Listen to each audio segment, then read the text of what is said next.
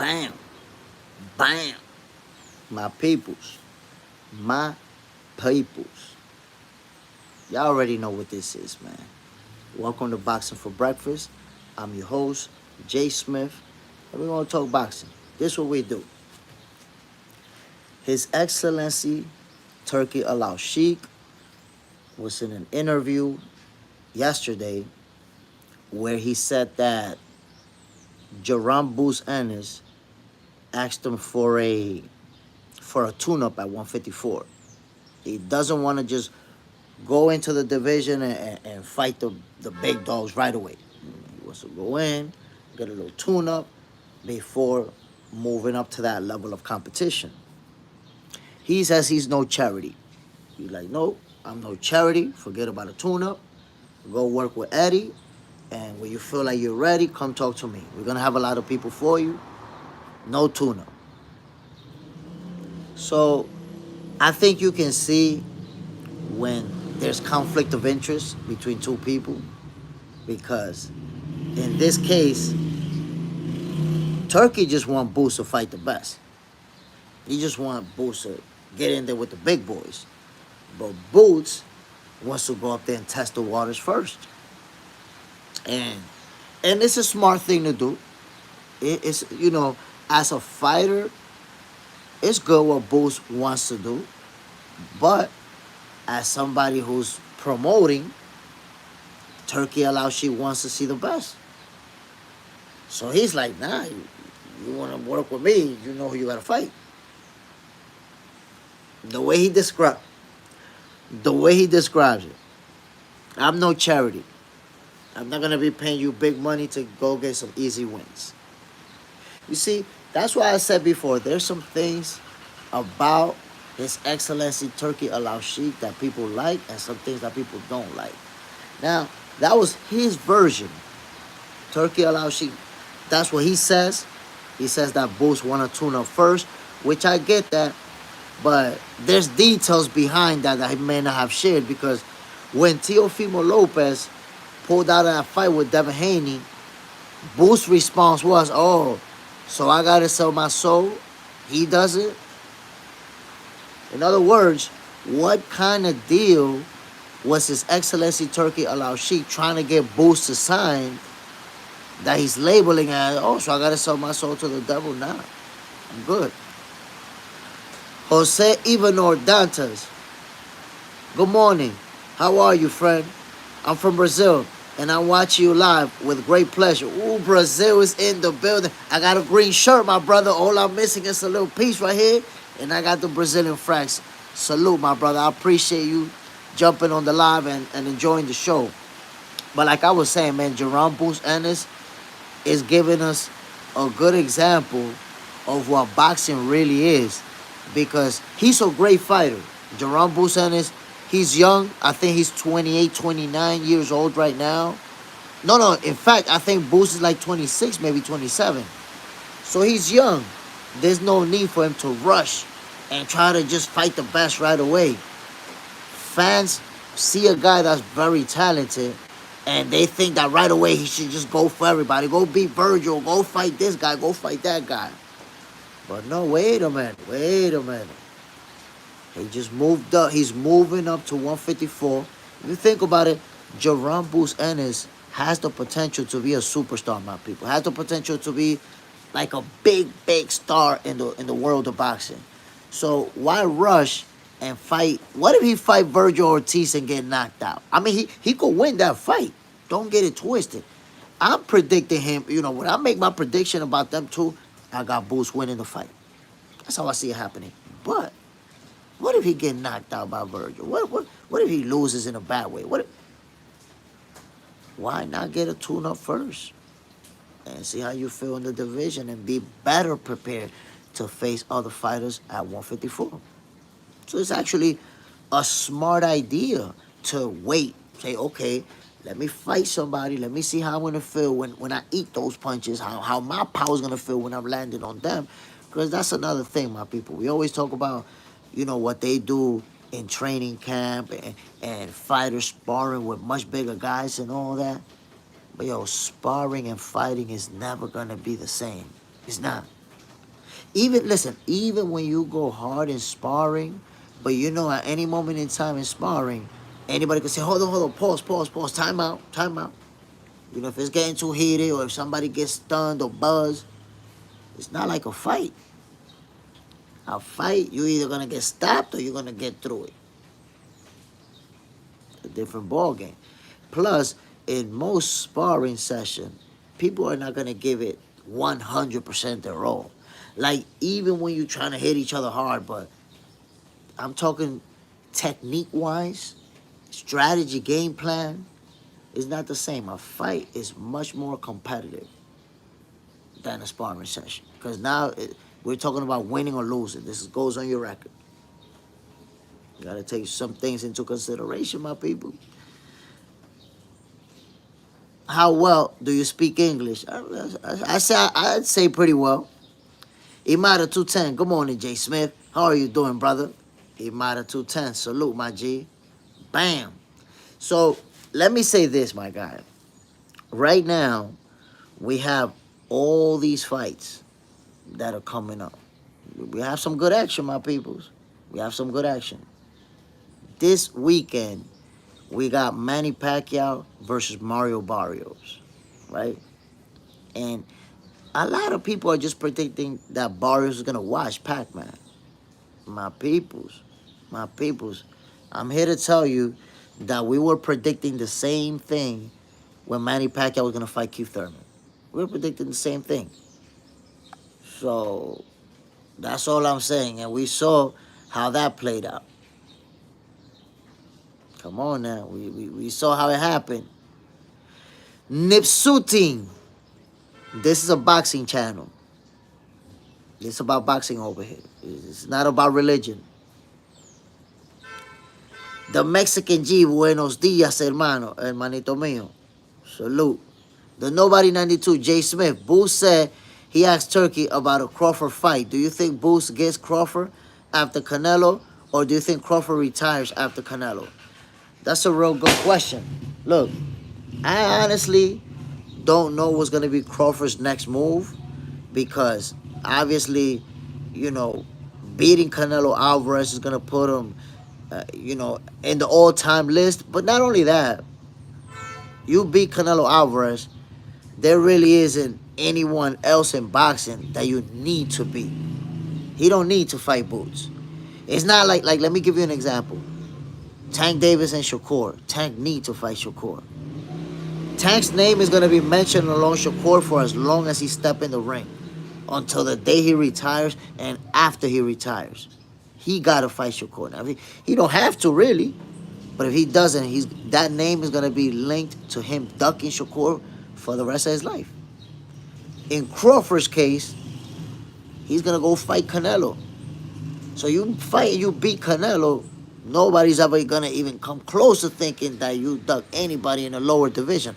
Plus, Crawford sent Boots an offer to fight on BLK Prime, and they turned it down. So people act like they forgot about that, like they got amnesia, like it never happened. But yes, it did. Boots got an offer to fight Crawford in BLK Prime. And Bozy said it out of his own mouth. They turned it down because they wanted to be loyal for Showtime. The video is on YouTube, my people. You can see it for yourself. Boots actually got an offer to fight Crawford. The Nobody 92. He doesn't need to fight Boots. But if Turkey putting up the bread, fuck it. Why not?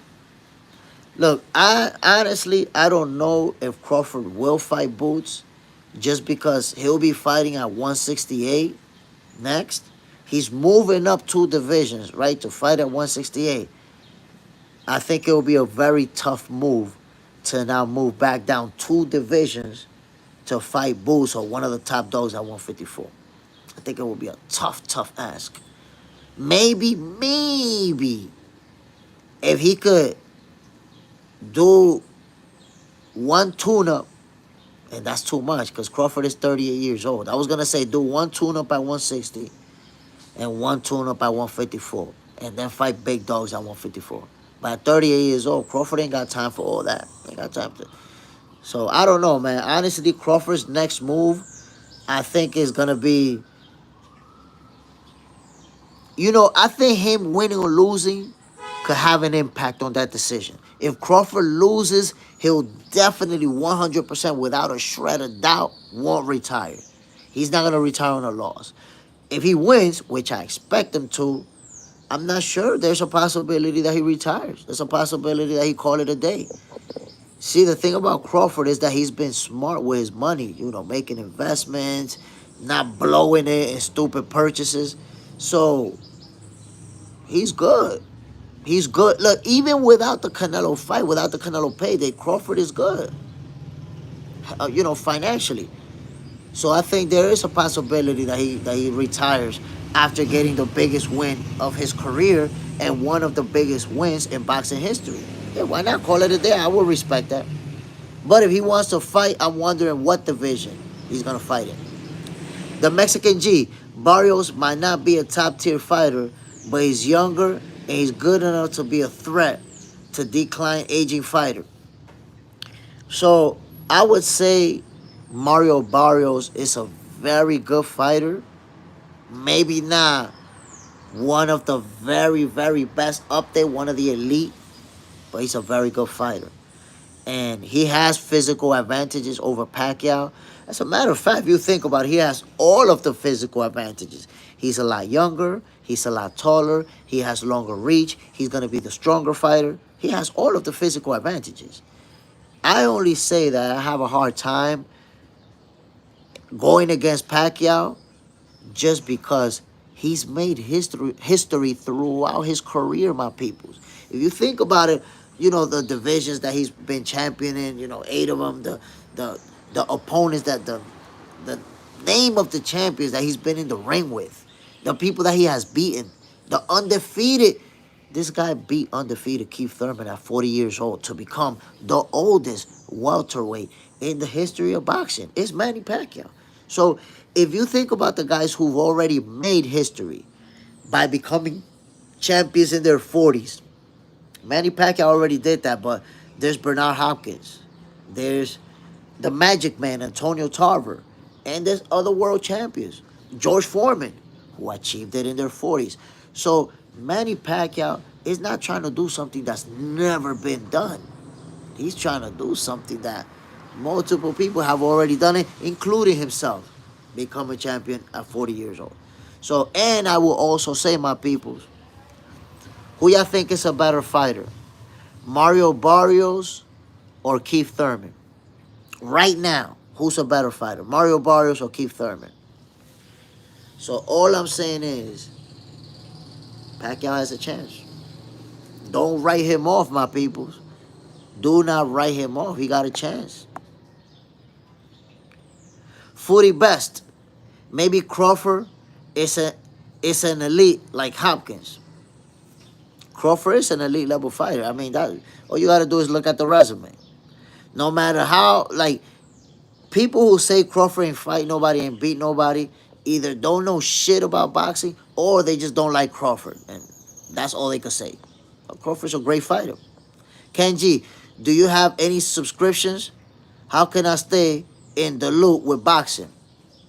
I mean, yeah, you could. Number one, you could subscribe to Box Center, obviously. But number two, I have guys exclusive membership, and I'm gonna be dropping videos that you will only be able to see if you're a member. That's something that I forgot to bring up. I've been going live, and I haven't mentioned it to you guys. But yes, you can actually get an exclusive membership, and there's gonna be videos that will only drop there. There's also gonna be lives that will only drop there for the exclusive members, and there's gonna be debate sessions that will only be for exclusive members. So for example, I will be dropping a video saying on this day we're gonna be live with the exclusive members to talk about this, and everybody who subscribed to the channel is not gonna be able to see those videos, only the exclusive members. But we'll get to that. Yao Ledesma, what are you talking about, old man? Well, His Excellency Turki Alalshik, Jaron Boots Ennis, moving to 154, Eddie Hearn. This whole situation, I want you guys to think about this. When we see elite level fighters, we think that they're always ready for that smoke with everybody, and that's it. Look at Jaron Boots Ennis. Right now, Boots is moving to 154. And we would have assumed that he's gonna fight the best. We thought he was gonna fight Virgil because Turkey was like, yeah, Virgil fight is on the table for him. But guess what? Jaron Boots Ennis says that he want a tune-up first at 154. He don't want to go for the big dogs. Now what? So for the people who said Virgil is the one ducking Boots, it looks like it's the other way around. Or at least, look, I'm not even going to say Boots is ducking Virgil right now. And the reason I'm not going to say that is because he haven't even fought in the division. He haven't even fought at 154. He's going to make his first fight. So for him to say, let me make a tune-up and then fight any other best, I think that's fair. I think that's a reasonable logic. But I will say, Terence Crawford is jumping up 2 divisions to fight Canelo Alvarez. Jaron Boots Ennis is moving up 1 division because he can no longer make welterweight and he's asking for tune-ups. What that tell you? That tell me what that tell you. The nobody, Jay Smith, you're a big Crawford fan. And it sounds like when Boots' name is brought up, you don't sound too confident either. Bud against Boots. Is that the case? No, I got Bud beating Boots. I just don't see the fight happening. But I got Crawford beating him. It's like I said before, Crawford made an offer. I only responded to the people who say that Crawford is ducking Boots. He made him an offer. He was like, yo, come on. Come get this action. And Boots didn't want it. And look, we're seeing now, Boots don't want it with Virgil. So, but if you ask me about Boots versus Crawford, I got Crawford winning that fight. But once again, if Boots is asking for a tune-up at 154 and Crawford is fighting at 168, how do we even get Crawford versus Boots, bro? That's not even realistic to ask about that fight right now. How do we go about getting that fight when one is at 168, making his debut, and one is going to make his debut at 154? Is Boots going to fight Crawford when he's 40 years old? So that fight doesn't even seem like it's a possibility. Foodie Best. Thurman beat Barrios. I agree with you. I got Keith Thurman beating Mario Barrios. So, look, and the fact that we got Keith beating Barrios, it doesn't mean that automatically Pacquiao's going to beat Barrios, because it doesn't mean that. The triangle theory is already well established. It doesn't work in boxing. It just doesn't. But it shows us that Manny Pacquiao has the speed to give Barrios problems, even at 46 years old. By the way, I was watching Zab Judah, who specifically said, I got Manny Pacquiao beating him. Zab Judah got Pac-Man beating him. The Mexican G, well, Keith Thurman beat Barrios, so obviously Thurman. There you go. There you go. And by the way, I didn't even remember that Keith Thurman beat Barrios. I didn't even remember that. Dripstar, I can spot a New Yorker from a mile away. Shit, you got me. You got me, my G. 100%. The Mexican G. Yeah, I don't like Crawford or Shakur, but I respect them. I can't deny their talent or work ethic. Both very talented fighters, and that's what I say, man. You don't have to like everyone, but when you start saying stuff like they didn't beat nobody, they hype jobs, or they not as good as people think, or like, that's crazy work. You don't like them, hey, you don't have to like. We nobody likes everybody. Nobody. And even us, we all have people that don't like us. All of us. That's just how it's going to be. Dripstar, JV, Turkey need to give bonuses for KOs. Boxing been terrible the past 5 years. I wouldn't say boxing been terrible the past 5 years, my brother. We've seen some big fights. And last year we got a lot of big fights. And look at this year. We're about to get Canelo versus Crawford. That's a mega fight. That's a mega fight. We're about to get it this year. So, it looks like Turkey is going to be giving out the KO bonus. Jake Paul is giving out performance bonus. So bonuses are already making their way into boxing. That's it. They're going to copy that format. And before you know it, all promotional companies are going to be doing it. If you knock them out, you get a bonus. Or the performance of the night gets a bonus. I'm with it. I'm with it. Pay the boxers. Give them more money. Raw Dog, is Boots ahead of Bam on your pound for pound? No way. Impossible, my brother. Impossible. Bam Rodriguez beat more champions than Boots. Already been undisputed. He's way more accomplished. Impossible. If you put Boots ahead of Bam in your pound for pound list, then you're not really following what's going on.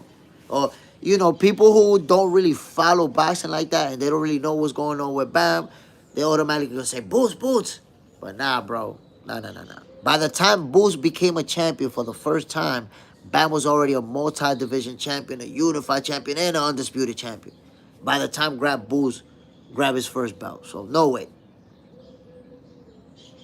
Dripstar, JV, Bud walks the floor with Boots 100%. He beat him up, bro. Beat him up. Somebody said that I'm not confident in that fight, that like Boots might not. Bud will beat him up. But look what's going on right now. Y'all feel so confident about Boots beating Crawford. Look, we all thought Jaron Boots Ennis was going to fight Virgil Ortiz at 154. First fight. And he's asking for a tune-up. And look what His Excellency Turki Alalshik said. I don't do charity. You want tune-up? Go work with Eddie. And then when you're ready for the big fights, talk to me. So, I said it before. There's things that we like about Turkey, the way that he manages boxing, and there's things that we don't like. Because we also got to consider, we want to see Jaron Boots Ennis fight somebody like Virgil. But at the same time, we also have to understand that fighters have interests. It's a business at the end of the day. And when you're retired, there ain't no health insurance. There ain't no retirement fund. There ain't shit but the money that you made and you saved or invested. So it's smart for Boots to want to move up and want to get a tune-up, get a little payday, get acclimated to the division. Come on, it's only reasonable. It's only reasonable, my peoples. My take at least. Al the Maker. Good morning, Mr. Smith. What's your opinion on Usyk versus Dubois 2 fight? So, honestly, I got Usyk winning it because he's without a doubt one of the greatest fighters of this era. But Dubois has a chance. He has a realistic chance of winning this fight. He should have won the first one. He should have handed Usyk his first defeat. And it didn't happen simply because a referee did not see the shot and ruled it a low blow. And Usyk got a bunch of time to recover. That would have been a stoppage in Dubois' favor. So we already know he got the power to stop Usyk. And he's going to go in there with the confidence as well. So I got Usyk winning it. It's going to be a very tough competitive fight. But Usyk, he's showing us, man, he's a 2-division undisputed champion. One of a few in boxing right now. He's one of them. Shy Guy, very possible when Canelo beat Crawford, he has to go down and fight at 154. I think you're going to be disappointed. Crawford is going to whoop Canelo. He's going to give him the beating of a lifetime. Valiant, Crawford beats Canelo in 12 by decision. That's how I got it. Unanimous decision. It's going to be, competitive. Canelo's going to have some moments of himself. But Terrence Crawford is going to outbox him. And then everybody says who Canelo's going to win that fight on September 14th. We're not going to be able to find them. They're going to be nowhere to be found. They're going to be hiding with the people who said Errol Spence was too big and he was going to beat him. That's how it's going to be. Listen, I've been through this process a bunch of times, my people. I've been through it. I see how this plays out. And it always plays out where people say, he's going to get knocked out, he's going to get knocked out. And then when he doesn't get knocked out, oops, everybody disappeared. Nowhere to be found. Come on, man. Let's be for real, my people. That's really how it be going down. So I want to know where y'all going to be at when Terence Crawford give Canelo Alvarez the beating of a lifetime. Because you know what? Floyd beat him. Okay, Floyd beat him. And Dimitri Bivol beat him. In fact, look, I'm going to tell you like this. Let's keep it 100, right? Floyd Mayweather beat Canelo Alvarez. And so did Dimitri Bivol. They even made it look easy. But they didn't give him like a beatdown. Like after the fight, Canelo's face wasn't lumped up or nothing like that. He got outboxed.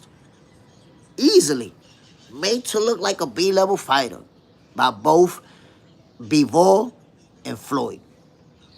So now, I'm telling you, Terence Bud Crawford is going to give Canelo the beating of a lifetime.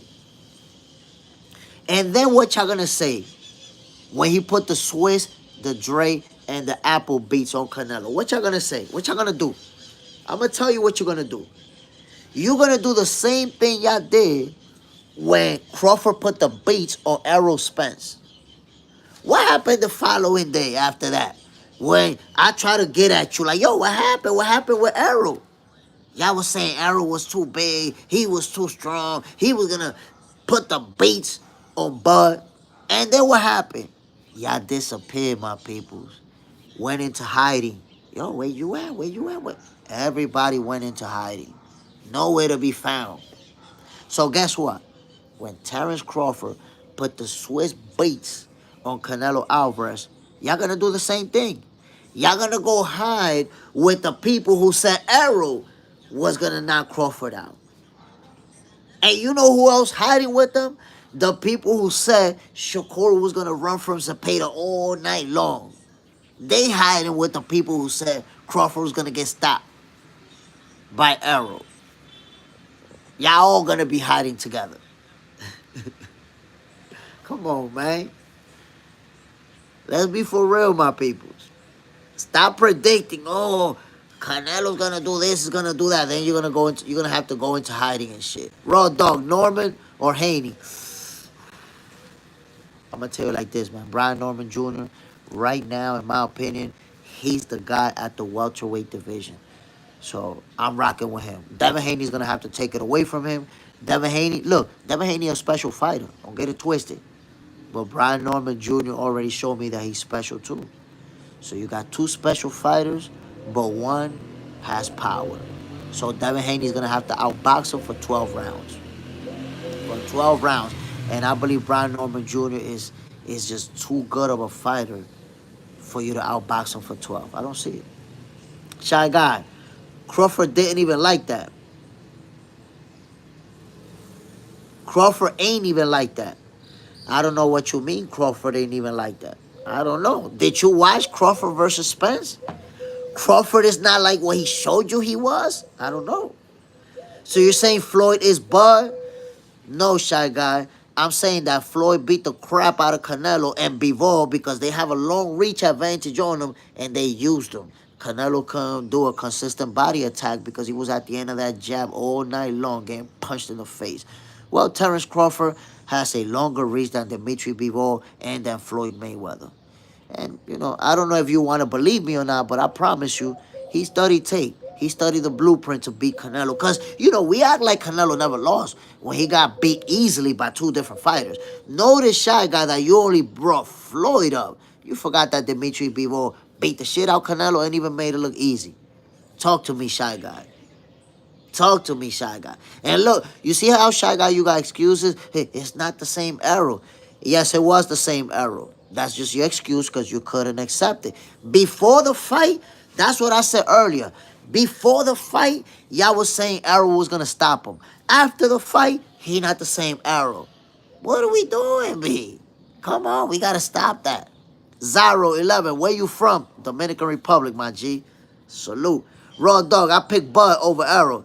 But I think Canelo beats Bud. I don't believe that you picked Bud over Errol. But if you did, prove it. Prove me wrong. Raw dog, I tell you what, if you could share a post from your Facebook, your Instagram, from anything from 2 years ago where you're posting about how you think Crawford is gonna beat Errol, I believe you. I got receipts. I got receipts right here on YouTube. I got receipts on Facebook, everywhere, where I'm saying Crawford is gonna knock him out on the 8th or the 9th. So I predicted that. You got receipts that you can show me? Or you just got these words right here in the comment section, where in the chat, where everybody predicted Crawford to win. Everybody knew Crawford was going to win. I haven't found one person in the chat who said, yeah, I messed up right there. I said Crawford was going to knock him out. Everybody knew in the chat. Everybody knew Crawford was going to win. QT, Canelo didn't even want Bebo at 168 after that beating. Bro, Bebo was willing to go down to 168, but Canelo was like, nah, man, this guy manhandled me out there. Shy Guy, no, I brought up Floyd because you mentioned Floyd like he has the same defense. How did I mention Floyd like he has the same defense when I wasn't even talking about defense? All I said is that two guys beat Canelo and they both made it look easy. You brought up the defense to make a comparison, and that's it. I didn't bring up no defense. I didn't say Floyd and Crawford got the same defense. But I will say this, and it's like you made your own narrative when it comes to Floyd's defense. You're creating your own narrative. That's what I call mental gymnastics, because nobody was talking about defense. But this is what I'm actually talking about. Crawford is going to have the advantage in reach, just like Floyd, and he's going to have the advantage in footwork, just like Floyd. Those are the comparisons that I'm making. Stick to those. Nobody's talking about defense. Christian Rodriguez, buen dia, café. Buen dia, manito. Bam. David, I got Crawford by unanimous decision. Me too, my guy. And don't sleep on a possible knockout. Doesn't mean, just because Canelo hasn't been stopped doesn't mean that he cannot be stopped. People have this notion like, nah, he's unstoppable. Anybody, if you get hit with the right shot, anybody could be stopped. Now, Canelo is an elite level fighter. He's a great fighter. And that means that it's hard for him to eat that shot. That's going to end him. That's why I got the fight going 12. But anything could happen. It's boxing. Shy Guy, you mentioned Floyd. Floyd defense won him that. Floyd defense won him that. What the hell are you talking about, bro? You got to punch people in the face to beat them, too. You know that, right? You got to score points to win rounds. What are you talking about? Look at Dimitri Bivol. What are you talking about? Floyd defense won him that. Do you realize that you don't score points with defense? Jesus Christ. QT, Triple G didn't have to be Floyd to piece Canelo up. Now, I don't even bring Triple G up simply because he ultimately lost. So I know that the first fight, many of us felt like he could have won it.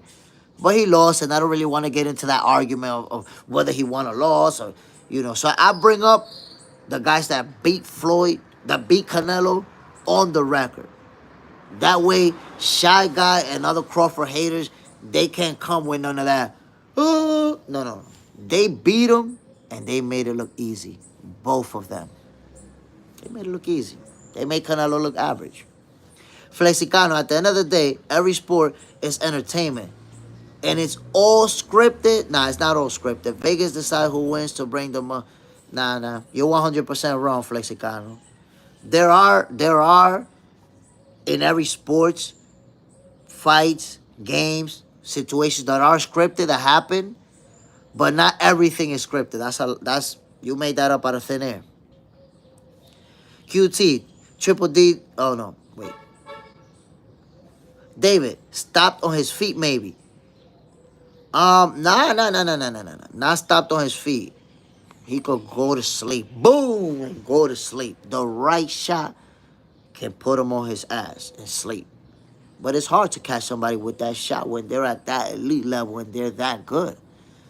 Canelo, you don't see how often he eat a shot to the head and he rolls with it. So when you see it from far, it look like they rocked him like boom. You're like, oh shit, they rocked him. But when you see the replay up close, as soon as the punch touched him, he actually rolled with it like that. And it didn't really have that impact on him. So Canelo's very good at not absorbing punches in a way that is gonna make your head go like this. There's a combination of reasons why Canelo's never been knocked out. One of the reasons why he's never been knocked out is because how strong his neck is. You guys seen Canelo doing those neck workouts. That's one. Number two, because how physically fit he is. He could take a punch. When you get hit in the head, my peoples, and you go like this, look, boom, when your head rocks back, that's when you could get slept easier. And you don't see Canelo going like that. Why? Number one, he never get hit by surprise. He embraced himself for the shot. Boom, when it hit him. Number two, when it actually catches him, he rolls with it. So it's very hard to hit Canelo with that shot that could actually sleep him. It's very hard. That's why I see the fight going the distance. Champ, I changed my mind, bro. If Crawford keeps his speed, he beats Canelo easy. I watched both their recent fights. Crawford got speed on Canelo. Right? But I've been saying that. There's no way that we shouldn't have known that Crawford's going to be the faster fighter. For whatever reason, people felt like, nah, he's going to move up and he's going to be fat and slow. And it's like, bro, like, why are we disrespecting the type of athlete that Terence Crawford is? We acting like this dude is not a gym rat. Like, we don't see him in great shape 365 days a year. And he's going to get fat. Walking around at 185, jacked, cutting down to 168, he's going to be fat. He's going to be slow. People wilding out. This is an athlete who's been performing at the highest level. What are we talking about? Eric Crowley, yes, but he had all the judges in his pocket. That's conspiracy stuff, my brother. Come on now. It's Box Center right here. We talking boxing. We don't really do conspiracies, my G. Don't do that now. I'm not a Crawford hater, but I will say this. You compare Floyd and Bivol to Crawford, but when was Crawford ever fought anybody like that? Again, you're making the comparison fit your narrative. What I'm comparing is facts. So, Shy Guy, I ask you, does Crawford not have a longer reach than Dimitri Bivol and Canelo? Yes, that is a fact. Did Canelo have problem with two fighters and was dominated by two fighters that have better reach than him and better footwork than him? Yes, that is factual information. Does Terence Crawford have a way longer reach than Canelo? Yes, that is factual information. So while you're doing the mental gymnastics of trying to pit Crawford against Mayweather's opponents or Bivol's opponents or Crawford and compare directly Crawford versus Floyd, I'm not doing that. I'm just showing you the skill set or the attributes that Bivol and Floyd use to make it easy on Canelo and showing you that Crawford has those attributes. Bringing up who he beat, that's irrelevant. Who you beat in the past and what you did in another fight, that's incoherent and irrelevant, my G. That don't mean anything. Eric Crowley, last week 2 judges had 1 fighter up by, nah, you floating your conspiracies, man. I don't got no time for that. David, take most of the power out of the Canelo rolls with his shots. No, he's very good with that. He does that a lot. He'll get hit, boom, roll with it. So when you see the first video, it looks like he got rocked. But then you see it in slow motion, the close-up, and he barely got touched like that. That glove touches him, and he's already rolling back. So he's not really getting hit as hard as you thought when you saw the video at first. Shy Guy, Ginger Man will prevail, especially when he's working on his foot more. Nah, Crawford is going to put the beats on him. Eric Crowley, Canelo is a juice head. Yeah, more conspiracies. Y'all into conspiracies right now. This is the conspiracy segment over here. Bleed Blue, Canelo is too good, bro. I don't know what are you basing your he's too good from. Did you not see what Terence Crawford did to Errol Spence? Did you see that? I don't know. I don't know where you're getting that he's too good. But I will tell you, Bleed Blue, when you say Canelo's too good, it makes me assume that you thought Errol was too big. You thought Errol was too strong. And you saw what happened. You saw what happened with Errol Spence when you thought he was too big and too strong. Look. And what happened after Crawford beat Errol Spence? Everybody disappeared. Everybody who thought Spence was too big, too strong, is gonna knock Crawford out, disappeared. So the magic question, Bleed Blue, are you gonna be here on September 14th when Crawford put the beach on him and show up and say, yo, yeah, you know, I said Canelo was too good, but I was wrong. He wasn't. Are you gonna show up and say that? Or are you gonna wait 3 months and show up and say, oh, nah, I knew too that Crawford was gonna beat Canelo? Because a lot of people are gonna do that. A lot of people are gonna do that, my G. Don't get it. I'm just keeping it real. The same way, yo, fam, listen to this, fam. The same way they did it with Errol Spence, they're gonna do it now. The same people who are saying, hey, look, Canelo is too good, Canelo's gonna knock him out. When Terence Crawford beat him, they're gonna disappear. They're gonna be nowhere to be found. September 14th, I'm gonna jump on the live. I'm gonna be looking for y'all, and y'all not gonna be here. Or y'all gonna tune in on the live and not join the chat. Just watch. Watch me cooking you, roasting you, microwaving you, while you just stay quiet because you've been saying for months that Canelo was too good, too big, and that he was going to stop Crawford. I can't wait for September 13th and then September 14th to see what y'all going to say. I know what y'all going to say. Y'all going to go hiding with the people who said that Errol Spence was going to knock Crawford out because he was too big. Y'all going to be hiding with the folks who said that Shakur was going to be running all night from Zepeda. Everybody's going to go into hiding. I know how this story goes. I've seen it already. I've seen it, my peoples. That's all I'm going to say.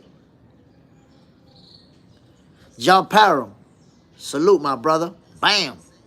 Eric Crowley, it's not disrespectful. You do lose speed moving up. This is what you have to understand. You're talking about you do lose speed moving up. Did you forget that Canelo moved up? Did you forget that Canelo's not a fast fighter? Did you forget that Canelo's a small fighter? If you're talking about Crawford fighting a guy that's known for his speed, then I would say, oh, shit. Canelo's not fast. Crawford is going to be the faster guy in the ring. As simple as that. Now, all you have to do, Eric Crowley, go see the video of Terence Crawford training right now and tell me if he looks slow. This guy's looking fast, weighing 185 pounds. That's why you see greatness, and if you don't like him, you don't want to understand. You don't want to accept what you're seeing. Look at Shakur Stevenson, the same thing. We're witnessing greatness with Shakur Stevenson, and people still questioning him. Why? Because they don't like him, so they're going to question him. But guess what? Shakur Stevenson is training with Terence Crawford. Is training with Andre Ward. Has even trained with Floyd Mayweather. This guy training with legends. What you think he's going to do when he step in the ring? What you think Terence Crawford is going to do when he step in the ring? Just be a bum up there? This guy's training with legends. Terence Crawford out there sparring with light heavyweights, and y'all thinking he too little. He's sparring with guys that's bigger than Canelo. This guy deadlift 500 pounds. Deadlift 500 pounds. Terence Crawford is stronger than Canelo, B. And y'all thinking he's a little weakling moving up. He's stronger than Canelo. Cannot deadlift 500 pounds. I bet you that. I bet you guys that in a gym, there is no weight that Canelo can lift that Terence Crawford can't lift. Bet you that. So while you thinking Canelo's too big and too strong and Crawford, Crawford will grab Canelo by his arms like this and lift his ass up, dangle his little feet in the air like this. pick his little ass up. I'm having too much fun, my peoples. My bad. Shy Guy. Enough. You better go live when Canelo beat him up. I will. I will go live. I just hope that you don't do the same thing you did when Crawford put the beats on Arrow. That you don't do the same thing you did when Shakur put the beats on Zepeda. Show up and admit it. Be like, yeah, that's how I had it. I messed up. Crawford special. I'm finally gonna give him his flowers. Cause yo, it's like y'all refuse to give any type of credit to Terrence Crawford or to Shakur Stevenson. Ever since Terrence Crawford put the beats on Errol Spence, instead of y'all becoming his fans, y'all started hating him more. I could never understand that. I thought, yo, when Crawford put the beats on Errol, he's gonna take his fans. It was the other way around. Y'all started hating him even more. What are we talking about, bro? Terrence Crawford's already a great fighter. Already a Hall of Famer. If he retires right now, he's in the Hall of Fame. Right now. First ballot. Summit Barwaja. Where are you from? I'm from the Dominican Republic, my G.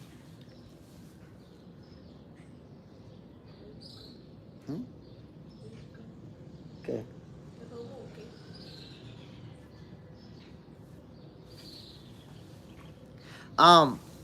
So check this out, my people. I want you to make this comparison so y'all can see how it be working out. Remember when Crawford was gonna fight Errol Spence, how the logic from a lot of people was that, well, imagine if Gamboa hurt him. If Gamboa hurt him, imagine what Errol's gonna do to him. Y'all remember that? Did that really mean anything for Errol? Did it help Errol that Gamboa hurt him years ago? Did that help Errol in any way? He took the beating of a lifetime. The beating of a lifetime. While people was focusing, oh, Gamboa hurt him. Gamboa hurt him. So imagine what Errol's gonna do to him. So my point is, let's stop with the bringing up another fighter in another fight, thinking that you're making a valid point. Oh, look. So if you saw that happen, people talking about, oh, Gamboa hurt him. By the way, Crawford fought Gamboa like 10 years ago, 11 years ago, and people still bringing that shit up. Like, that shit is wild. Wild. Fought Gamboa 10 years ago at 135, and his haters are still bringing that shit up. But I digress. At the end of the day, we seen Terrence Crawford years and years and years after that fight, and people still bring it up. Shy Guy, you with this speculation that Errol Spence was the reason why I'm against Crawford. I've just been against Canelo and proved time and time. Nah, Shy Guy, I never said that you're going against Crawford because he beat Errol. But after Crawford beat Errol, you started disliking him more. So I am saying that you was going for Errol. You one of the people who was saying Errol was going to win. Errol was too big. And you watched Errol get beat up. And that made you like Crawford even less. Notice how you talk about my speculation, but you never said. You never said who you was rooting for in that fight. Me and you know you was going for Errol. We know. Kenji, what's your name, dude? I see you every morning. What do I call you, bro? Jay. Just like that, Jay. I go by Jay Smith, but it's Jay. QT, that Gamboa talk just showed fans weren't watching boxing at that time. And the funny thing about Gamboa is that Crawford knocked him out. Crawford knocked him out. He went toe-to-toe, blow for blow with an undefeated young Gamboa and knocked him out. So it's like, to feed a narrative, people say, yo, Gamboa hurt him. Gamboa hurt him. He hurt him. And look at me, machine. Look at me, machine. And we're looking at 2 fights out of 41. You've been buzzed twice out of 41 fights? That means you got a great chin, bro. You have a great chin. People have used Gamboa to say that Crawford is chinny. And they don't realize that being buzzed once in a 20-year career, that means you have a great chin. Not a 20-year. Crawford haven't been a professional. I'm just exaggerating it there. But Crawford has had 41 professional fights. The fact that you could bring up one, oh, this one guy buzzed him. Like, bro, you know how many punches Crawford taken in his career? From bigger fighters than Gamboa, from stronger fighters than Gamboa. And that's all you got? To say that he's chinny, that's crazy work. Mayweather POV channel. Errol was Crawford easiest fight style. Styles make fights. We shall see. I wouldn't say Errol was easiest. He wasn't the easiest. It's just that how he made it look easy because how prepared he was. That wasn't easy. He said it himself. It wasn't easy. I made it look easy. Al the Maker, Fundor versus Zoo rematch is kind of interesting. Who you got winning that fight? In my opinion, Boots should fight the winner for his tune-up at 154. Look, man, Boots versus Fundora. If you watched the first fight, you know that it was a great fight to watch, but the quality of what could have been that fight kind of got ruined by that cut. It was an accidental elbow. Timmy was bleeding all over his face, and the fight went downhill for him because he couldn't see. Timmy was winning that fight before he got cut, in my eyes. It was competitive, but I felt like Timmy was winning. So, and it's hard for me to make a prediction because I like both of these guys. Fundora is one of my favorite fighters. Tim Tszyu is one of my favorite fighters. So I'm making a prediction, but I'm happy with whoever wins this fight. But I think Tim Tszyu is gonna be able to edge it out. I think he got a chip on his shoulder. He lost to Bakram. You know, he needs it. He needs it more. Let's see how it plays out, man, because Fundora is a top-level guy, you know, knows how to use his reach, got that power. So, I wouldn't be surprised. I think this is really a 50-50 fight. I'm edging it for Timmy because of how it was playing out before he got cut. But it's a great fight. Definitely looking forward to it. John Power, make sure y'all subscribe. Hell yeah, my brother. Appreciate it. Hit that like button, my people, and subscribe. Boxing for breakfast, you don't want to miss it. You don't want to miss boxing for breakfast, Mondays through Fridays. Get your healthy dosage of sweet science, my peoples. Ken G. What's that J stand for, dog? I don't call people J. That J stand for Jadison. Jadison. Leonardo Rodriguez. But you bring up Floyd and Bivol. My brother.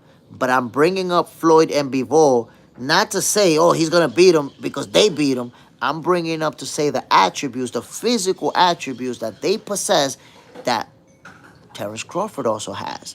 Those physical attributes suggest that he has an advantage over Canelo. Why? Because you keep focusing on power, like that's the only physical thing that is needed in boxing. But how about height and reach? Height and reach is a physical attribute. Have you stood in front of somebody and looked up and see the reach? And then think, okay, we fight. You're going to be able to punch me in the face from across the street. So, if you don't want to see that it's fair to bring up the reach advantage that whooped Canelo ass, when Crawford got a longer reach advantage than Bivol and than Canelo, I don't know what to tell you. I don't know what to tell you, my G. But when Crawford whooped that ass, I'm going to remind you then. I'll be like, my brother, remember I was trying to tell you about the reach that Bivol and Floyd used on Canelo? Did you see what Crawford just did with his reach? I tried to tell you, bro. I've been trying to tell y'all for a couple of weeks already, and y'all won't listen. You're going to have to learn when you see the fight.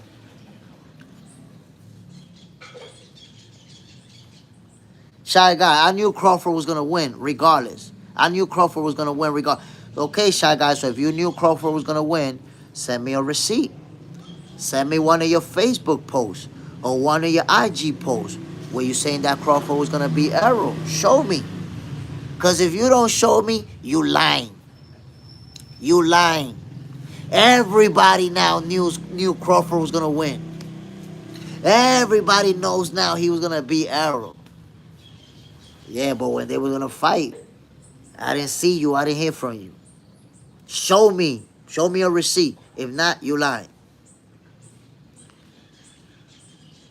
Bleed Blue. Who has Crawford fought that is as good as Canelo or better?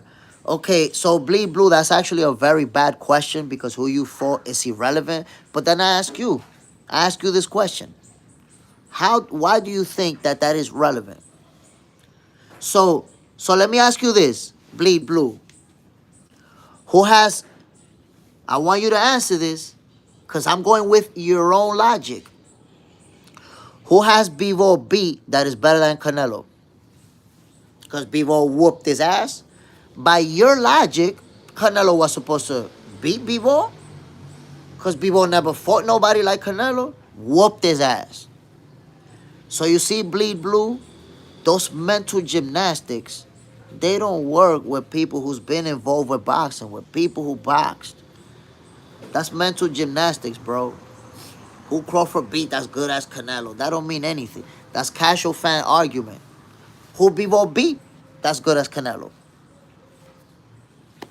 Your logic is basically suggesting that everybody with a better resume is always going to win. Is that the case? Is that what you believe? You believe that everybody with a better resume when they fight each other is always going to win? You might think about that real good so you can see how casual that logic is. Raw Dog, do you think Bud got dropped by Mean Machine? No, he definitely did not get dropped. If you watch the replay, you're going to notice that Mean Machine punched him and he did buzz him. But when Bud tried to clinch him, Mean Machine went like this and pushed him down. So he didn't get dropped. He got shoved down right after getting hit by a good punch. So he got punched, Buzz, and we tried to grab Mean Machine went like that and shoved him down. But once again, Raw Dog, is the Terence Crawford hater mentality that you're using. Why the Crawford hater mentality? Look, I'm going to show you. I'm going to show you that asking that question, it's a Crawford hater mentality. Watch this. Bro, Terence Crawford fought Mean Machine in 2019 at the welterweight division. 6 years ago, Raw Dog, and you still bringing up Mean Machine. You've been bringing up Mean Machine for 6 years, bro.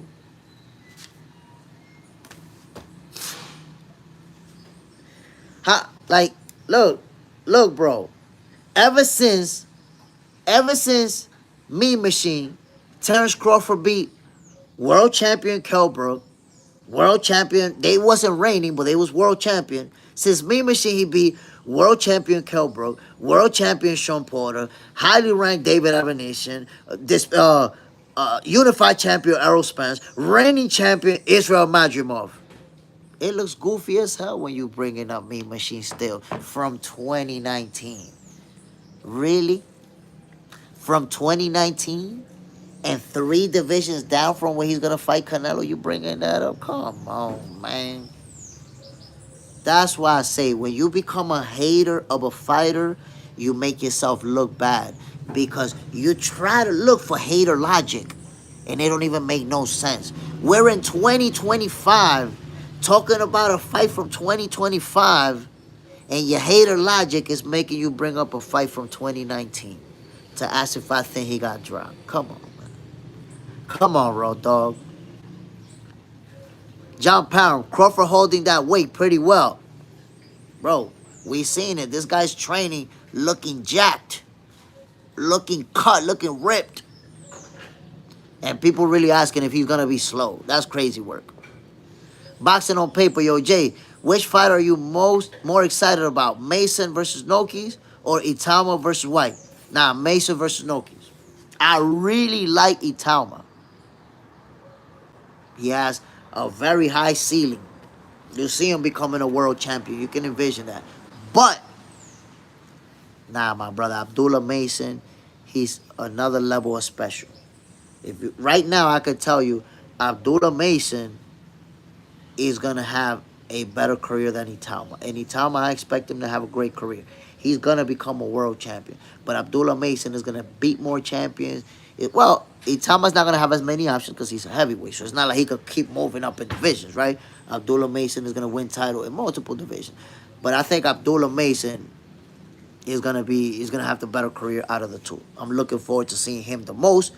But I'm really high on Itama. I want to see when he gets his opportunities. I want to see him showing out. QT Gamboa and Mean Machine has 70% KO rate when Crawford fought them. Yo, two undefeated fighters who can fight, and Crawford stopped both of them. And people bringing him up to try to suggest that Crawford got hurt. 10 years ago, he got hurt. And 7 years ago, do you think he was hurt? 7 years ago versus this other, like, come on, man. Come on, man. That's crazy. Like, how do people even bring that stuff up? I don't know. I don't get it. I don't get it, my people. Lucy Rosales, Crawford is the bigger man. That could sound controversial, Lucy, but Crawford walking around weighing 185 when Canelo was going to fight at 168. He was bigger, heavier, taller, longer than Canelo. And people say, no, because walk around weight. What you mean walk around weight? Do you see how Crawford, do you think he's walk around weight when the guy's jacked and working out and in the gym and all that? You're going to find out. You're going to find out. Ridley R. Jose Cotto racked Canelo. Let's talk about it. Nah, Canelo got racked.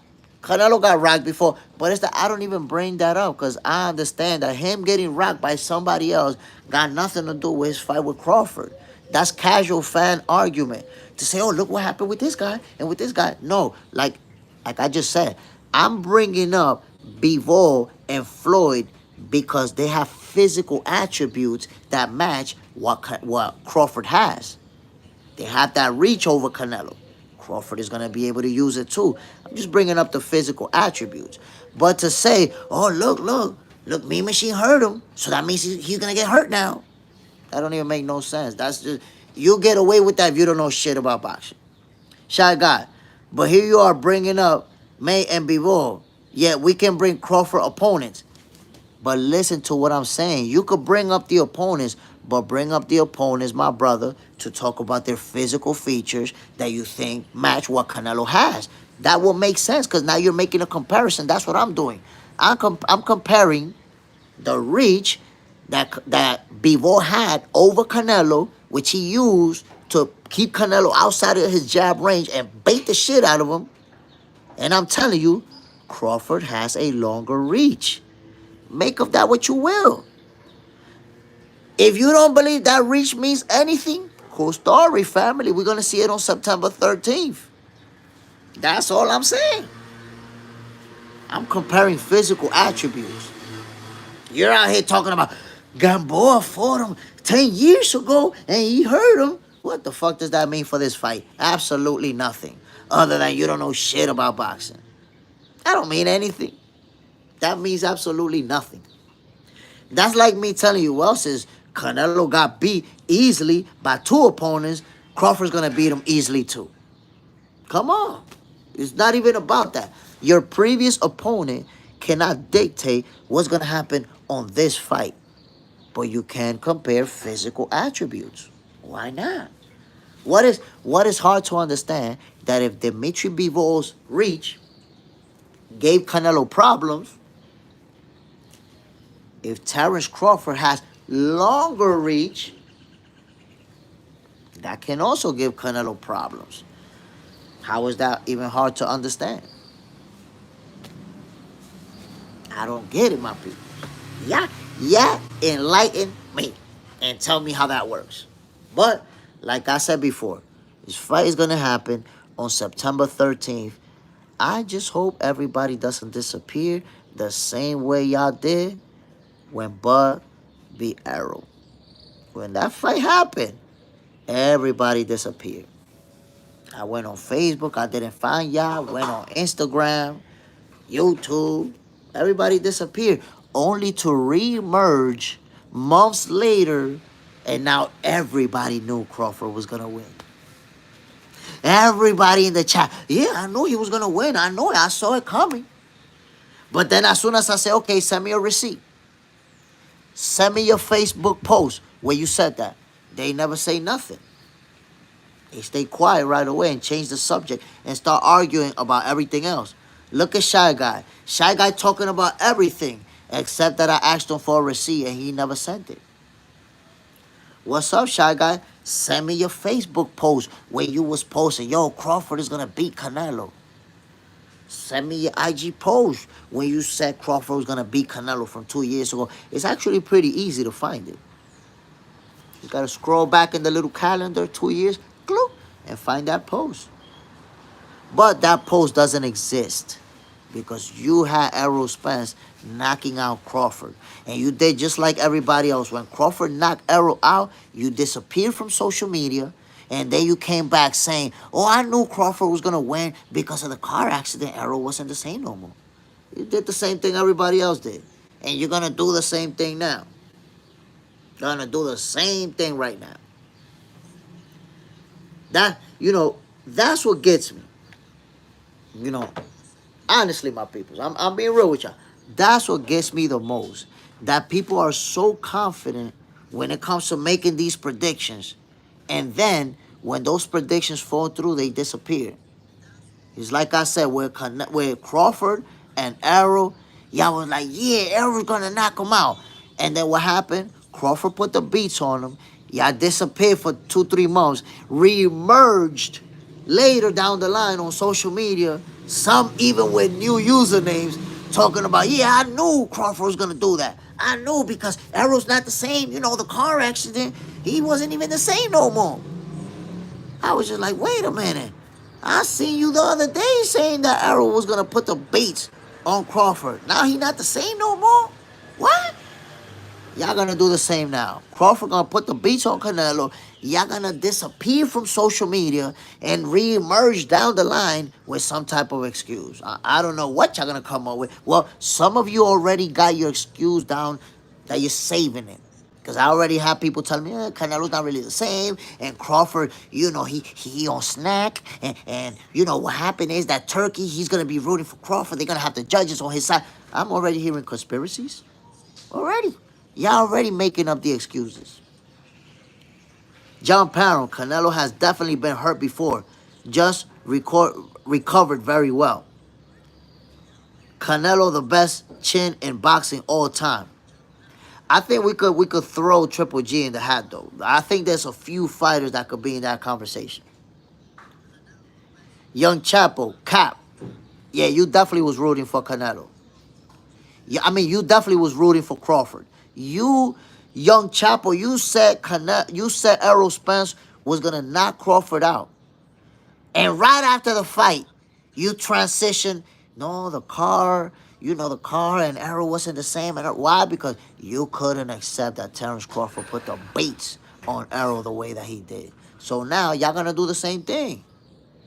When Crawford put the beats on Canelo, y'all gonna disappear from social media, come back with a new username, and try to tell us that, Canelo, he not the same. Something was wrong with him. He just didn't look focused. Because just remember, when you used to see somebody winning and they get their ass whooped, they never look the same. Because you're not used to seeing them get their ass whooped. Canelo's not gonna look the same. Don't tell me on September 14th that he didn't look the same. He not going to look the same. He going to take the beating of a lifetime. That's what's going to happen. He's going to take the beating of a lifetime. So I don't want to hear, well, he didn't look like he was focused. How are you going to be focused if he out there getting beat up?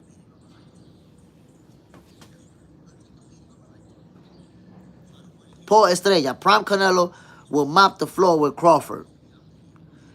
Dude, Crawford is older than Canelo. Crawford is 38. Canelo's 35 or 36. Crawford is the older fighter in this fight. What are you talking about? What, you want to see prime Canelo versus 35-year-old Crawford? It don't make no sense. They're about the same age, but Canelo's younger by a couple of years. So if anything, age is in Canelo's favor. That sounds goofy as hell when you say prime Canelo, like Crawford is in his prime. What are you talking about? Crawford is older.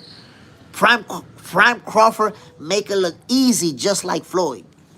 Easy work. Young Chapo, Canelo is giving belt to ass though.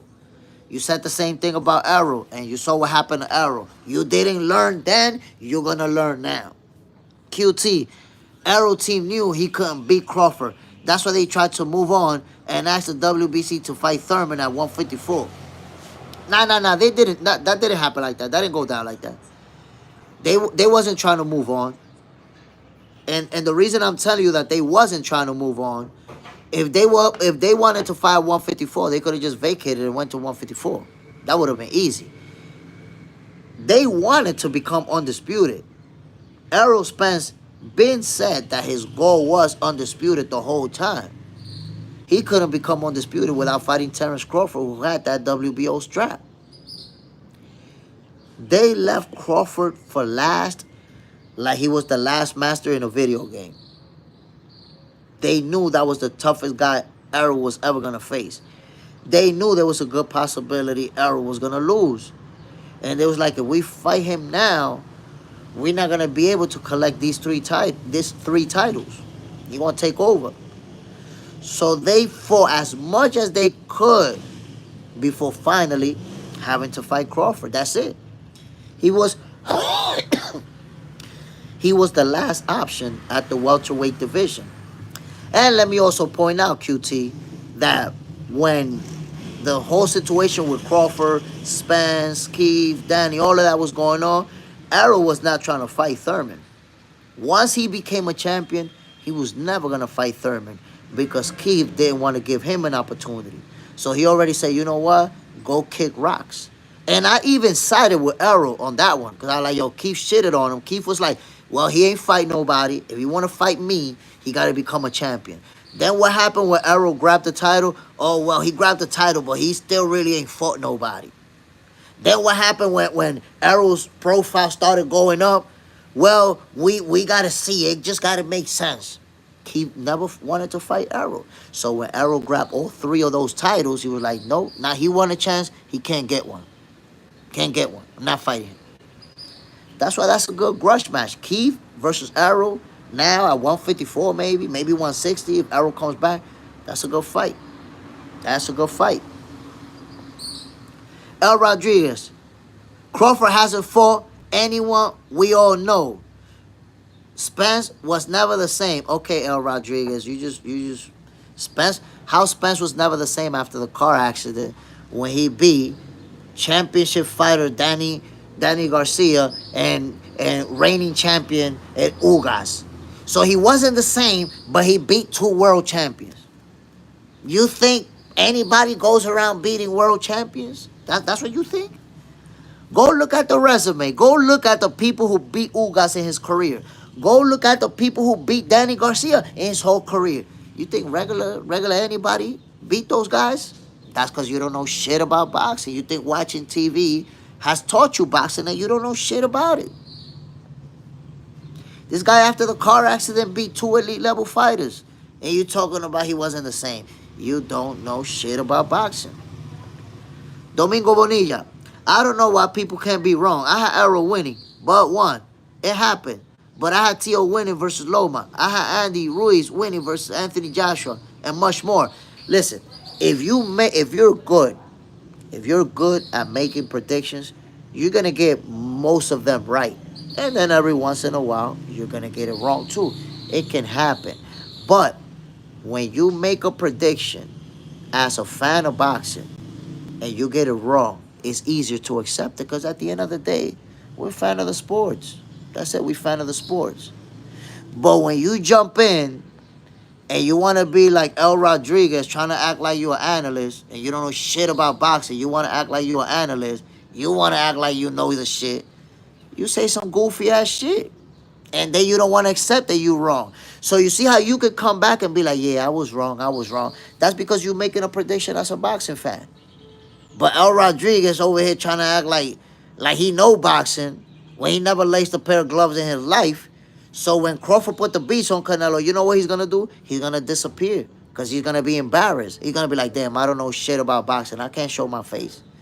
He's gonna disappear for 3 months and then come back and say, well, you know, what had happened was with the excuses. Just like he did when Errol got beat up by Crawford. I see a comment, man. I see the pattern. I see who does and says what. It's obvious. Walk him down. Bud got a glass chin. You see? Imagine that saying that Bud has a glass chin. A guy with 41 professional fights, undefeated, who got buzzed twice in 41 professional fights, he got a glass chin. I'm sorry, walk him down. It's just that you don't know shit about boxing. That's why you think that. Bud got a cinder block, a metal chin. This guy's been hit by bigger guys. Big, strong guys. Never been stopped. He got a glass chin because he got buzzed 10 years ago versus Gamboa. And like 6 years ago. Like, what? In a 15-year career, you've been buzzed twice and you say he had a glass chin? You don't know shit about boxing, bro. You're going to have to make me say that phrase this early in the morning. Come on, man. Raw Dog, what's your email? I'm going to send a few receipts of bets I made with guys on Discord showing how many times I pick underdogs or winners, including Bud over EJ. Nah, I just want you to send me Bud over EJ. Send me your receipt of you picking Crawford over Errol. Look. Send it on send it on DM to my IG. That's right there. Oops. That's my IG, people, by the way. J Smith 134. J underscore Smith 134. Send me the receipt. If you send me the receipt, I'ma say, yeah, Raw Dog had Bud winning the fight.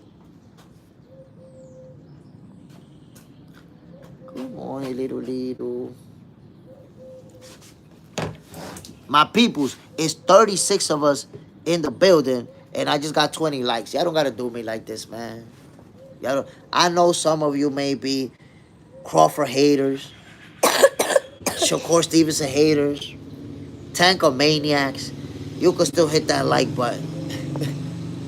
QTJ, you got Usyk over Dubois this weekend. Dubois has looked explosive and twitchy. Look, man, I said it before. I got Usyk winning that fight simply because right now Usyk, in my opinion, is the best heavyweight of this era. Undisputed in 2 divisions already. The most accomplished heavyweight right now. I got to give it to him. But Dubois showed us in the last fight that he can stop him. That should have been a stoppage. And a good body shot got ruled a low blow. Gave Usyk an opportunity to recover, and that's how he won the fight. So Dubois is going to go into this showdown being competitive. I know that for sure. And I feel like he does have what it takes. But I'm giving the edge to Usyk just because he's such a great fighter, man. We don't talk about Usyk enough. If we look at what he's been able to accomplish, what he's been able to do, we don't talk about him enough. Dormite bien. Espérate, ven acá, siéntate conmigo. Siéntate aquí conmigo. Siéntate, sí. Que habla de voceo aquí. Espérate. Tu mamá. Espérate que te voy a poner una cosa aquí. Vamos a poner una cosa. Hold on, my peoples. I gotta hook my son up with some cartoons and whatnot. Mira, agárramelo ahí para yo decirle una cosa a él. Yo agárralo ahí, espérate.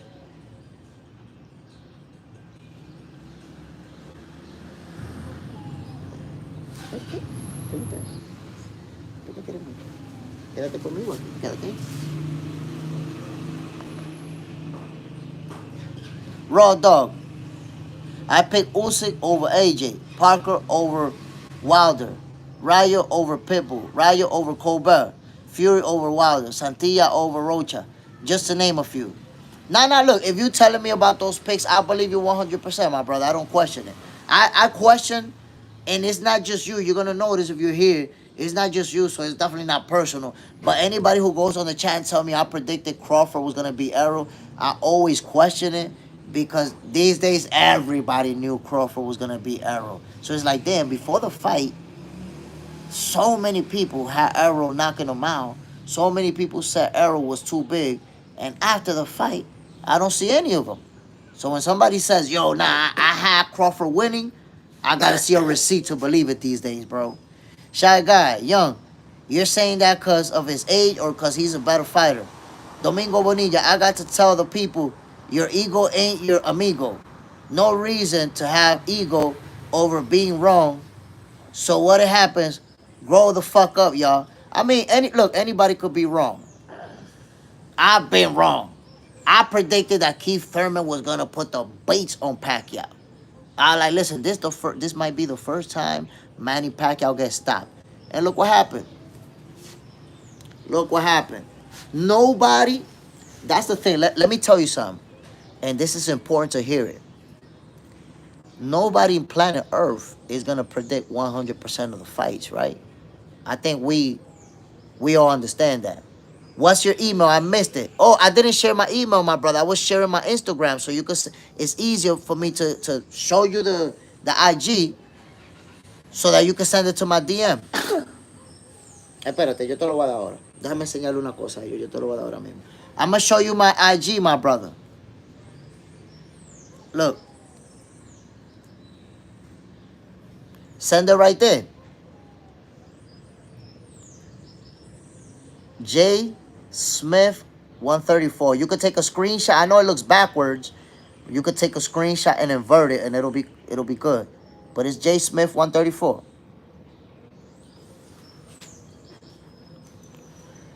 By the way, my peoples, it's 30 of us in the building. Let me give this information to you guys first. Tomorrow night, Box Center is going to debut a new show. Tomorrow night. Be on the lookout, my peoples. John Parham, just put all your stuff on your page. Yeah, I'm going to do that. I'm definitely going to do that.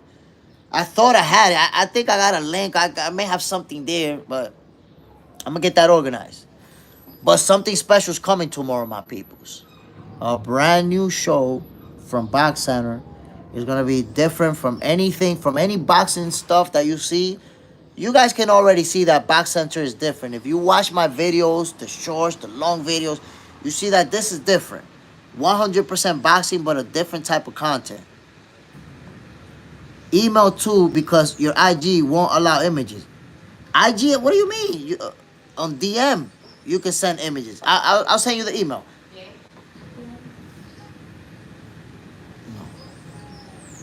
No. Espérame. Voy a tener que irlo a buscar ahora mismo. Cógelo de ahí, sí, cógelo de ahí. Para yo no salir corriendo, porque después va a llegar tarde. So, email too, because your IG won't allow images. Raw dog, are you... you know you could DM images, right? You could DM images, man. Easy. A screenshot pot and DM it. Look, you go to your DM, find me, and there's an option for you to send images. Like, sending images on DM, it's a lot easier and faster than doing it on email. Because to do it on email, you know, it's an attachment. If you're doing it on your phone, you're going to have to open an attachment, look for the image, and attach it. If it's on DM, you just put the DM right there, boom. I just tried to. Hold on, let me check. What you mean you just tried to? Do you got me added on IG? Leave him, Jay. He's old school. Oh, shit. Okay. I got you, Raw Dog. I'm going to just share the email with you. Hold on. Let me just share the email with you. I'm not going to drive you nuts, my guy. So, my email, you got to use email. Hold on. I'm going to write it down here, right? I'm going to write it down on my phone. And then, all you have to do is screenshot it and invert it. And you'll be able to see it right. Tú tienes 100 pesos, ni 100, menos. Espérate.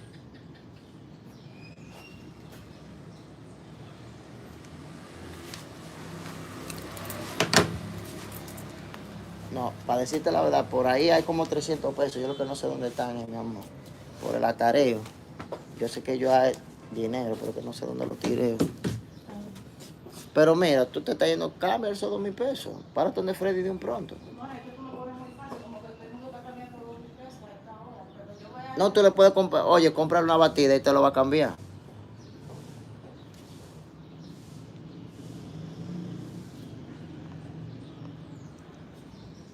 Doris Andrew, hi from Fiji. Ooh, Fiji is in the building. Fiji, you live, Doris, where a lot of people vacation. I live where a lot of people vacation. One day I gotta visit. I gotta visit Fiji. God, open up the pathway so I can go to Fiji one day. Domingo Bonilla, word, he using a razor phone. Damn, my brother Raw Dog got a razor phone? Hold on, man. I was going to write the email address, and I didn't. So let me do that real quick for my brother. 34 at.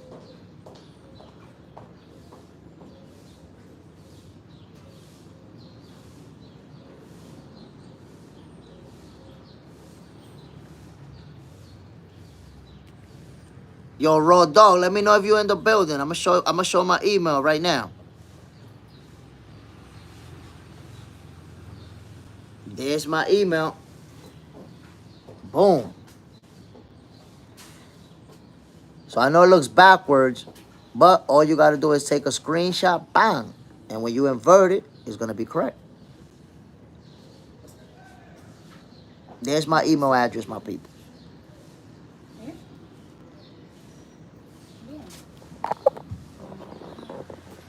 ¿Y tu barriguita, Liro? ¿Cómo está? ¿Y tu cabecita? ¿Mm? ¿No te duele la cabeza? Mira para acá, Ryan. ¿No te duele la cabeza? Hold on, my people. I gotta take my son downstairs.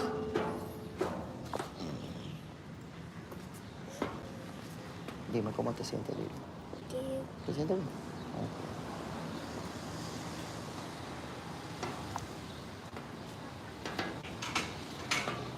The hybrid, asking old school to invert the image.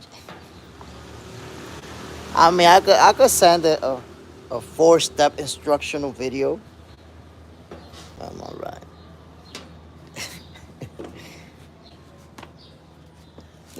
Go that way.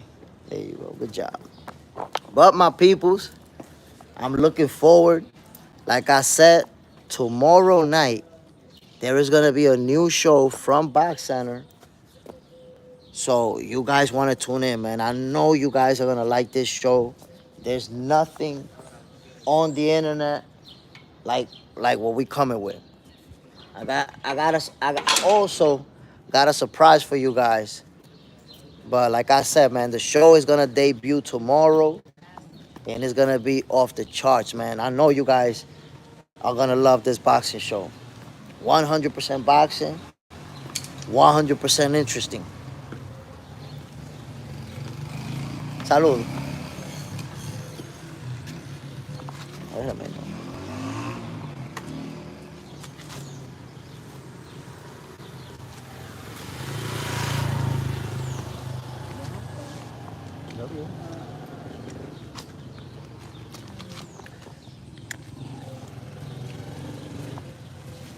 Juan Casios, good morning, my brother. Appreciate you dropping in.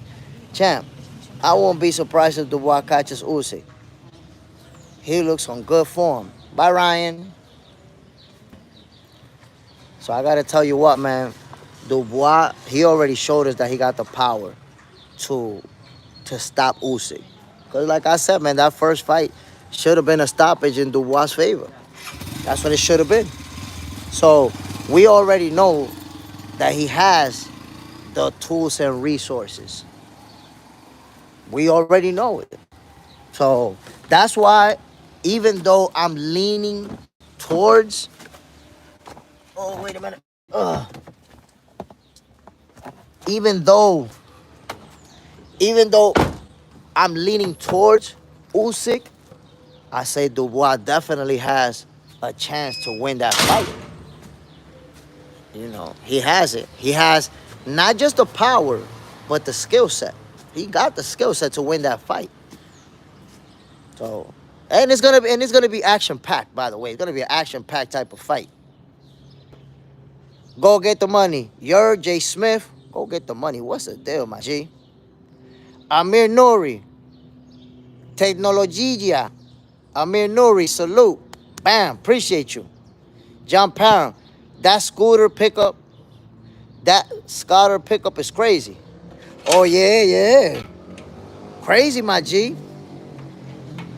And fire, because he's literally goes to school like like about 5 blocks away from here. He's there in 2 seconds in that scooter. Dominican type shit in Vietnam. Yo, them scooters is mad popular out here. Especially, look, right now I just saw the same thing, 2 people with, especially when there's traffic jams, everybody looking for a scooter. Amir Nori, where are you from? Dominican Republic, my G. Dominican Republic. See it right there, that's where we at. The Dominican Republic, my peoples. But we all know boxing is a worldwide sport. Boxing, it doesn't matter. And that's why I've been feeling real lucky, because there's people watching Box Center from Fiji, from Australia, Germany, Africa, from all over the world, my people. That shows you boxing is that's a world language. We all love it. It don't matter where you from. The hybrid grind, Dominican in the house. Ooh, Dominicans in the building. You know it. We love our boxing. Domingo Bonilla, you know English, so you must have lived in the States for a while, right? Yep. Grew up in New York.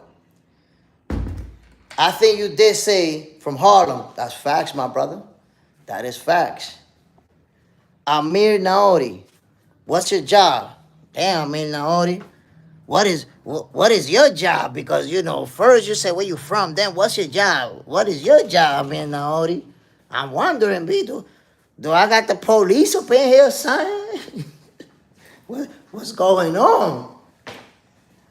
Is there some type of investigation going on Box Center? Champ, Canelo definitely going to be a bigger than Crawford fight night. Floyd said he was very big on their fight. Yeah, but you got to understand, Floyd was small. Floyd was fighting at the welterweight division. But Crawford walking around weighing 185 pounds, even more. And I remind you, when Canelo was going to fight William Score at 168, Crawford hopped on a scale, bro. And this dude was weighing 185 pounds. So while Canelo was walking around weighing 168 for his fight, Crawford was weighing 185. Was heavier, bigger, taller, and with longer reach than Canelo at that time. So if you envision Crawford is going to be cutting weight from 185 to make 168, then you're going to understand that come fight night, Terrence Crawford and Canelo, they're going to weigh around the same, bro. Canelo was able to outweigh Floyd because he has a bigger frame than Floyd. And Floyd at that time was at the welterweight division. But it's like I told you, Floyd Mayweather, in his whole life, he ain't never weighed no 185 pounds in his life. That's what Crawford has been weighing for the last few months. Training at that weight. Running, sparring at that weight. So, people's going to be shocked when they see Crawford be faster than Canelo. When they see Crawford mass strong. Y'all going to see, man. Y'all going to see. Terrence Crawford is actually going to be the stronger guy in the ring. And this is not even supposed to sound crazy. If you're watching them, if you see what's going on, you're supposed to know who's the stronger guy in the ring. But y'all gotta find out, my people. Like I said, if you don't want to know, oh shit, look at these birds. If you don't want to know, you're gonna find out. I see two birds up there. Let me see if I can show you that. Look at the two birds. Look at the two birds. Y'all see the birds, my peoples? Oh shit, yo, this guy's tearing it up. The bird is tearing it up, my peoples. Hold on, because I don't know if YouTube, is this pornography? I think this may be pornography, man. I may have to take this thing off. Oh, nah, homeboy tearing that thing loose, my peoples. Is YouTube gonna cut me off for sharing this? It's too early in the morning, man. How he tearing that thing up this early in the morning? God damn. Birds don't play. Kevin, you tease them to clean gutters. I'm saying though, man, they over there. This dude over there putting the beats on him. John Parham, bird porn is crazy.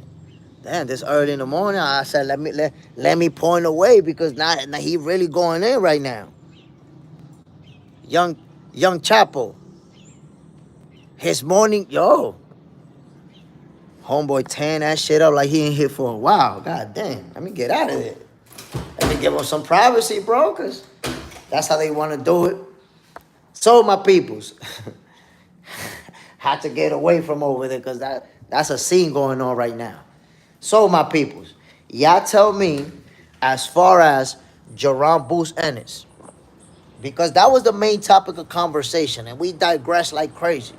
But Jaron Boots Ennis was offered a fight with Virgil Ortiz, and His Excellency Turki Alalshik said that the fight is not happening and that they not dealing with Boots because he want a tune-up first. Now what, my peoples? What do we say to that? Boots is not going to fight Virgil next like we thought because he told Turki that he wanted a tune-up first. And Turki told him that he not doing charity.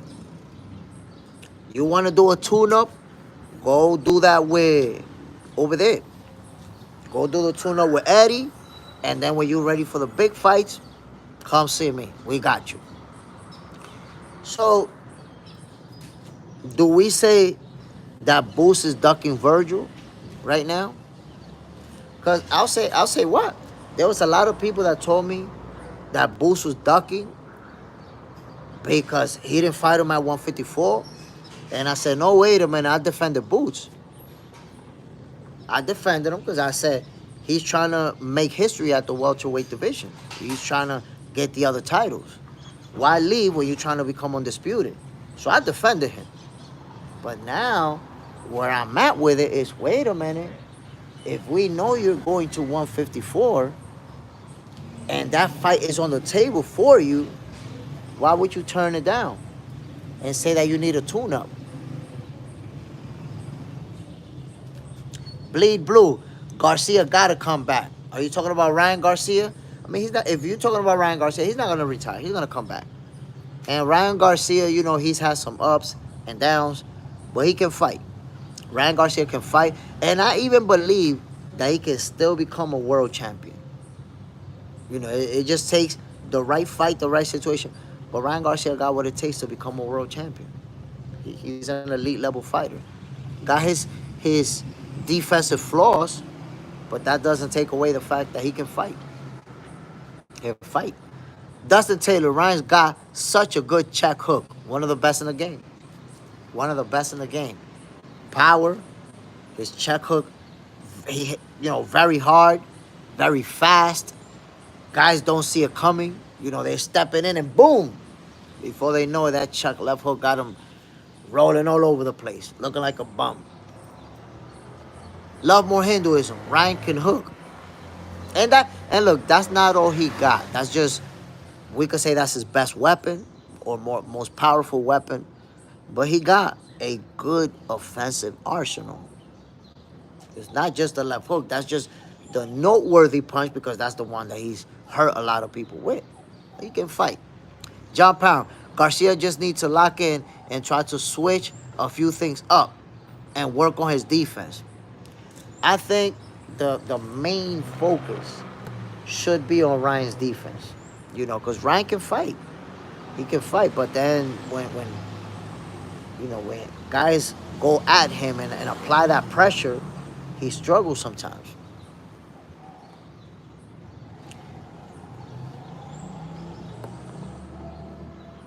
John Parham, Tank figured Ryan out. I mean, I would say Tank did to Ryan what he's done to a lot of opponents. It's kind of like Frank Martin. Opponents who have a little bit of success early on, win some rounds, but during that time that they're winning rounds, Tank is timing them, getting that distance, looking at their tendencies, little things that they do, and eventually you're gonna counterpunch them with a monster left hand that they don't see coming. Done it many times. Raw Dog, Duarte or Sims? Duarte. Dustin Taylor, that was Tank's best win, in my opinion. That or Rollies. I would say Tank's best win is Frank Martin.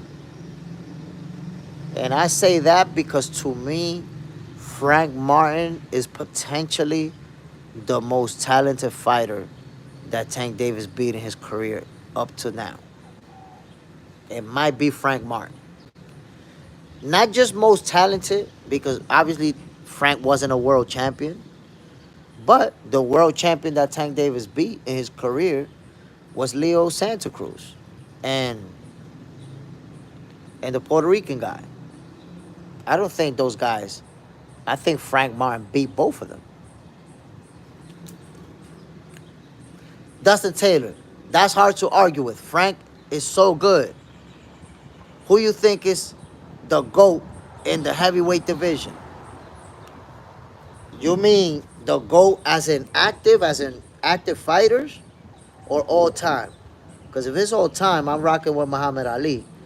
But if it's active fighters, I'm rocking with Alexander Usyk. There has to be Alexander Usyk. I mean, this guy goes from being an undisputed champion in the cruiserweight division to being an undisputed champion in the heavyweight division. And he's pretty much beaten everybody. He's undefeated. Beat everybody that you put in front of him. But I think Usyk has to be that guy. Raw Dog Pedraza, yes. Pedraza. That's the world champion that Tank Davis beat. I don't think that Pedraza is better than Frank Martin. I got Frank Martin whooping him. So I say, to me, even though Pedraza, I would see Pedraza as a good fighter, if you watch Pedraza and you watch Frank Martin versus Tank, Frank Martin had more success and did more things versus Tank than Pedraza. And if Frank and Pedraza fight each other, Frank's smoking him. Smoking him. Dustin Taylor, it's hard to call me. Ryan has so much momentum, and right after that, he beat Devin. Have a good day, gents. John Parham, Ali over Parker for me now. Yeah, I got Ali for sure. Superman, good morning, Jay Smith. Morning, my brother. Bam. I don't know, Superman, I don't know about Frank. I'm telling you, man, Frank is a very, very talented fighter. And if you watch his fight with Gervonta Davis, he was actually winning rounds. He was winning rounds before he got hurt and ultimately got beat. He was winning rounds. He was putting hands on Tank. And you know how I know that Frank Martin is like that? Till this day, he's the only guy to beat Salsa Ali. Frank Martin, the only guy to beat him. Michelle Ali, Frank is the only guy to beat him. And when he beat him, he did it in convincing fashion. So take a look at that fight. Matter of fact, look, I'm gonna look for it right now.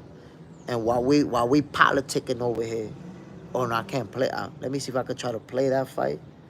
Gotta be careful, man, because YouTube already did me in for putting a fight while I was talking to y'all.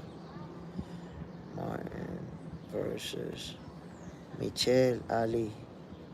Ali.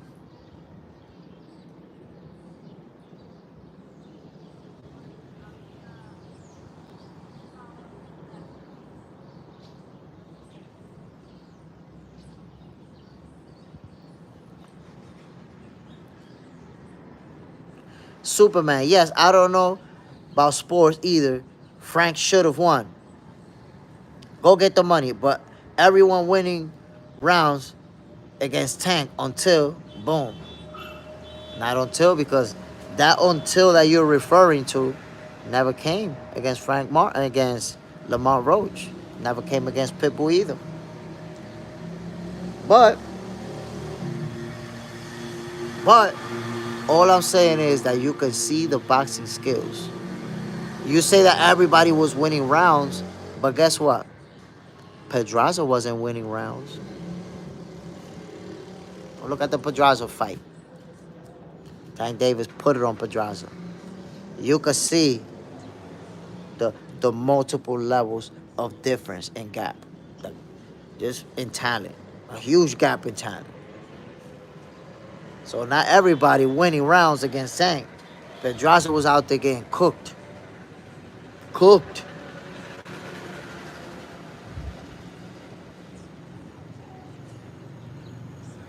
So look, my peoples.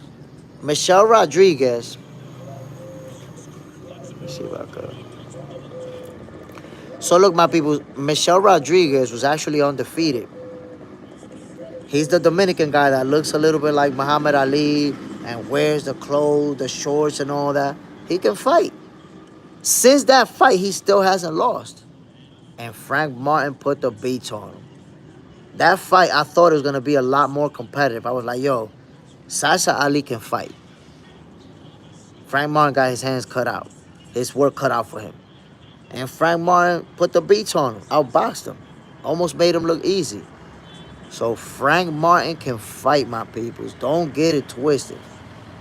Don't disrespect the ghost. Juan Ocasio, I felt Frank Martin was fighting to not get KO'd, and he still got KO'd. Now, he wasn't fighting to not get KO'd. He was trying to score on Tank, and he was trying to land some big shots on Tank. In fact, he got KO'd because of that, because he was trying to land something on his own. Raw Dog, it's a crime Tank never fought Loma, Devin, Shakur at 135. I mean, it's a crime that Tank Davis ain't fight none of the best in any other division that he fought so far. It's a crime that he's thinking about retiring after fighting Jake Paul without ever facing any of the best. But it is what it is. You know, look, some athletes, they not looking to become great. They looking to make a lot of money. Tank Davis looking to make a lot of money. It's not, you know, everyone is not focused on building a great resume. That's not what Tank is trying to do. What can I tell you? Gabriel Puroy. Tank sell arenas for a reason. He's good. I'm not saying he's the best. Probably was at some point. No, Tank is without a doubt a special talent. Tank is, you know, a generational talent, I could even say. Why? Because number one, he's the hardest puncher in the division. We know about his counter punching. We know about his speed. We know about his power, obviously. Tank brings a lot to the table that makes him an elite level fighter. The problem is that his career was put together based on making money and not based on building a legacy. He's not building a legacy as a fighter. As a fighter, so far, he's going to, you know, if he was to retire right now, he's going to be known as a very talented fighter who didn't fight any of the best. So what is the focus been in Tank Davis' career? To make a lot of money. To make the most money he could possibly can. To become a big star. They've been successful with that. Captain Flint, what's your thoughts about Usyk and Dubois? So I think it's a 50-50 fight. Just because we saw Dubois drop Usyk in that first one. And it should have been a stoppage. So we know that Dubois has the power to win that fight. But I said it before, man. To me, Usyk is the best heavyweight fighter of this era. Special fighter. And I got him edging out a victory over Dubois. But like I said, man, Dubois got what it takes to pull off the upset. Got what it takes for sure. Raw Dog, that's sad for his fans. It's really not sad for his fans because they support it. Tank Davis fans, they very loyal. And he could cherry pick. He's been able to cherry pick his entire career because his fans are gonna support it. They just care about the knockout. As long as you knock him out and it's spectacular, I don't care if it's a guy that was making pizzas 2 days ago. You knocked him out. That's what we want to see. His fans, they really, in fact, it's the other way around. His fans don't want to see him fight the best. His fans are the ones saying, well, Shakur don't deserve to fight him. Teofimo, he in a different weight class. Why fight him? Oh, Devin, why fight? Like, his fans will even find reasons as to why he shouldn't fight the best. So, Tank Davis, I think the PBC, they did a very good job with lining up their fans with their point of views. So, Tank Davis fan base, the logic that they use on other fighters, they skip it with Tank.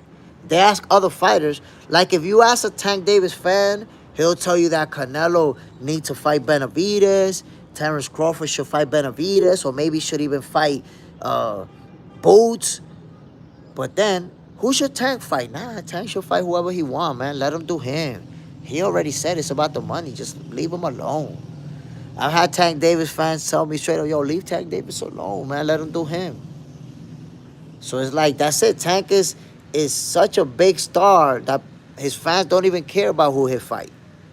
Give us a knockout, give us highlight reels, and we happy.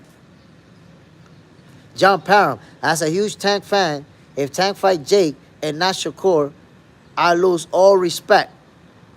And Young, if focused and can cut off the ring, I got Tank in 9-10. Tank is even gonna fight Jake Paul, man. Before fighting anybody of substance, he chose to fight Paul. That shit is crazy. That is crazy, my peoples. That's not even reasonable. But again, if your focus in boxing is making money, then Jake Paul is a perfect fight. Tank is going to make a lot of money. Dave, I agree with Tank Davis. That's my guy. Tank Davis is a hell of a fighter and a guy with attitude, with respect. I got no respect for Tank Davis. I mean, he's there to get his money. He's there for the money. And if a fighter's there for the money, he don't need to fight the best. He just needs to keep making money. Look, man, PBC did a masterful job with marketing Tank based on how much money they make, how many butts they put in seats, how many pay-per-view they sell. They did a very good job. They infiltrated the minds of boxing fans and really brainwashed fans to shift their arguments from who's fighting the best opponents to who's making the most money. That's what you see on social media. Nah, Tank make more money. Tank put butts in seats. You think they came up with this argument? No. That was the PBC spreading that out there, putting that out there. I remember Ellerby was on TV or on social media, and all that Ellerby was talking about, because Tank make more money. Tank is putting butts in seats, and Tank is the star, and Tank is... And before you knew it, the Tankomaniacs were saying exactly what Ellerby was saying. Leonard Ellerby has Tank fans saying exactly what he's saying. Marching to the same beat. Everybody's marching to the same tune. So with everybody else, you go fight Benavidez. You go fight Jaron Boots Ennis. You go fight Virgil Ortiz. Tank, you fight whoever you want. Fight anybody. I never understood that. Because I'm a fan of Terrence Crawford. And I want to see Crawford fight the best. I want to see him fight the best. Why Tank Davis fans don't want to see him fight the best? Why Tank Davis fans want to argue about who put in butts in seats? Why? Y'all not getting a check. Y'all not getting paid for the butts and seats and the pay-per-views. So I ask you, what is What is the need? What is the need to focus on how much money a fighter is making? Why even care about that? I don't care. I personally have no interest in who's making more money, who sold the most pay-per-views, who I don't have interest in any of that stuff. That's not even a talking point. Where's the entertainment part of that? Because when we argue about Crawford and Canelo, we're looking at the smaller guy, the bigger guy, the David and Goliath. Is Canelo gonna be too big? Is Crawford gonna be? We're talking about a fight. But when y'all arguing about this guy made more money and that guy made more money, you don't even know that you got brainwashed. Y'all got brainwashed, my peoples. I've been watching boxing since the early 90s. And who put in buses seats was never part of the conversation. Who saw the most pay-per-views was never part of the conversation. That wasn't part of the debate. Raw dog, if you in the building, holla at me. That wasn't even part of the conversation back then. Now we want to talk about who made this much money. No, this guy makes more money. This guy's more famous. This guy got more IG followers. Huh? What are we talking about? So we have to understand the fact that the most important thing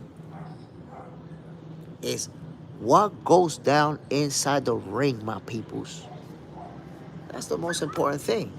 But Leonard Ellerby and the PBC got fans arguing about who makes more money. So that's it. Tank make more money, they feel good. Yeah, Tank make more money than him. Tank is making the most money. Okay, so can you go to the store and buy groceries and tell them, yo, Tank made more money, pay for my groceries? Is Tank making more money gonna put gas in your car, gonna pay your rent?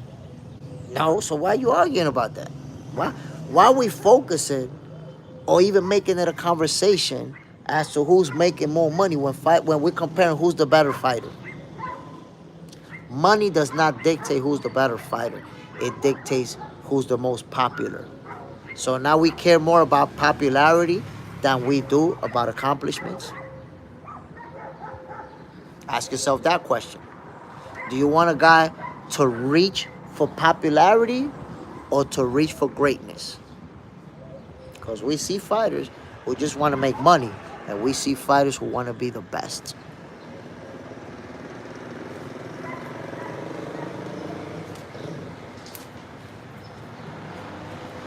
Tank Davis doesn't want to be the best. He wants to cherry pick, stay undefeated, be a big star, make a lot of money. And he's doing a good job with that. Jackie, can you cover the camera with your hand for a Lamar Jackson edit? For a Lamar Jackson edit? I don't know what you mean, bro. Cover the camera. If I cover the camera, it's going to be all blocked out. Go get the money. Turkey just put that who makes the most to a stop. So look, I'm going to say this. Turkey is focused on making the big fights. I get that. He's focused on making the big fights. Let's see now how things are going to unfold. I don't know if y'all saw the announcement. They said no more pay-per-view pricing for the zone. Which means that now all of the fights that are on the zone will just play for free. You're not going to have to buy them separately. That's a good thing. And you know that he's been charging also cheap for pay-per-views. That's also a good thing. But what's going to happen when these big stars want a big check? How can you pay out a big check if you're not going to do no $99.99 for pay-per-view? You got to see. Domingo Bonilla. I think he mean tap it with your hand. Oh, tap it? Like that? Like this? I don't know. Ow, up here. Damn. I tapped it. Damn, tap that. Oh no, I'm gonna punch that joint. Boom. Punch that shit.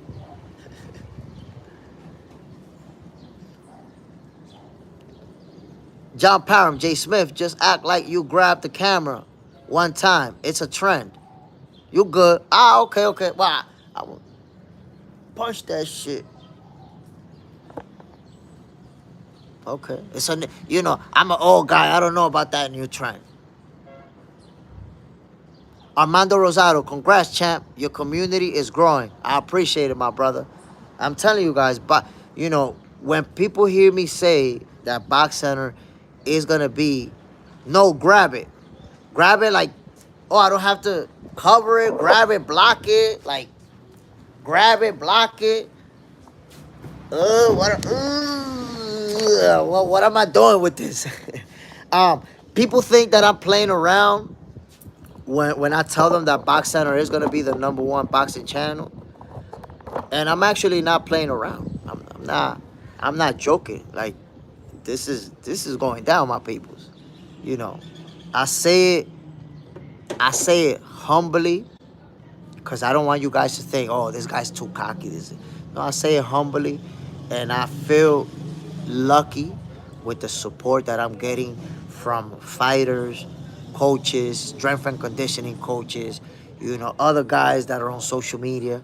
I'm getting a lot of support. Behind the scenes, there's a lot of people showing me love, and I know that some doors are going to open up, some opportunities are going to show up, but it is what it is, my people. We headed for that #1 spot. There's just no getting around it. It's just what it is. Now, hold on. Before I miss it. We were making, my peoples, yesterday, we were making predictions about Shakur Stevenson and Conor Benn.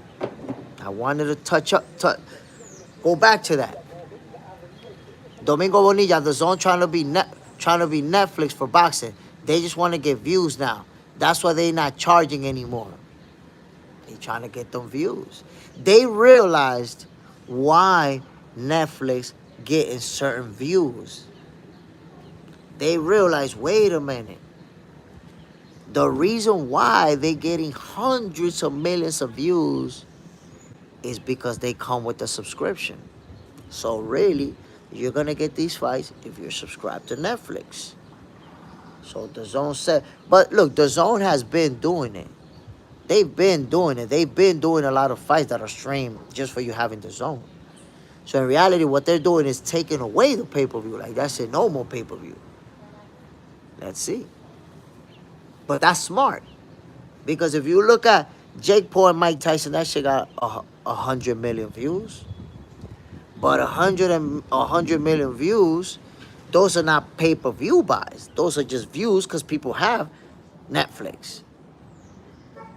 So I think it's a very, very smart idea to get the views up. Because now you're going to see people fighting on Netflix. Oh, we got 50 million views. We got 100 million views, but that shit was free.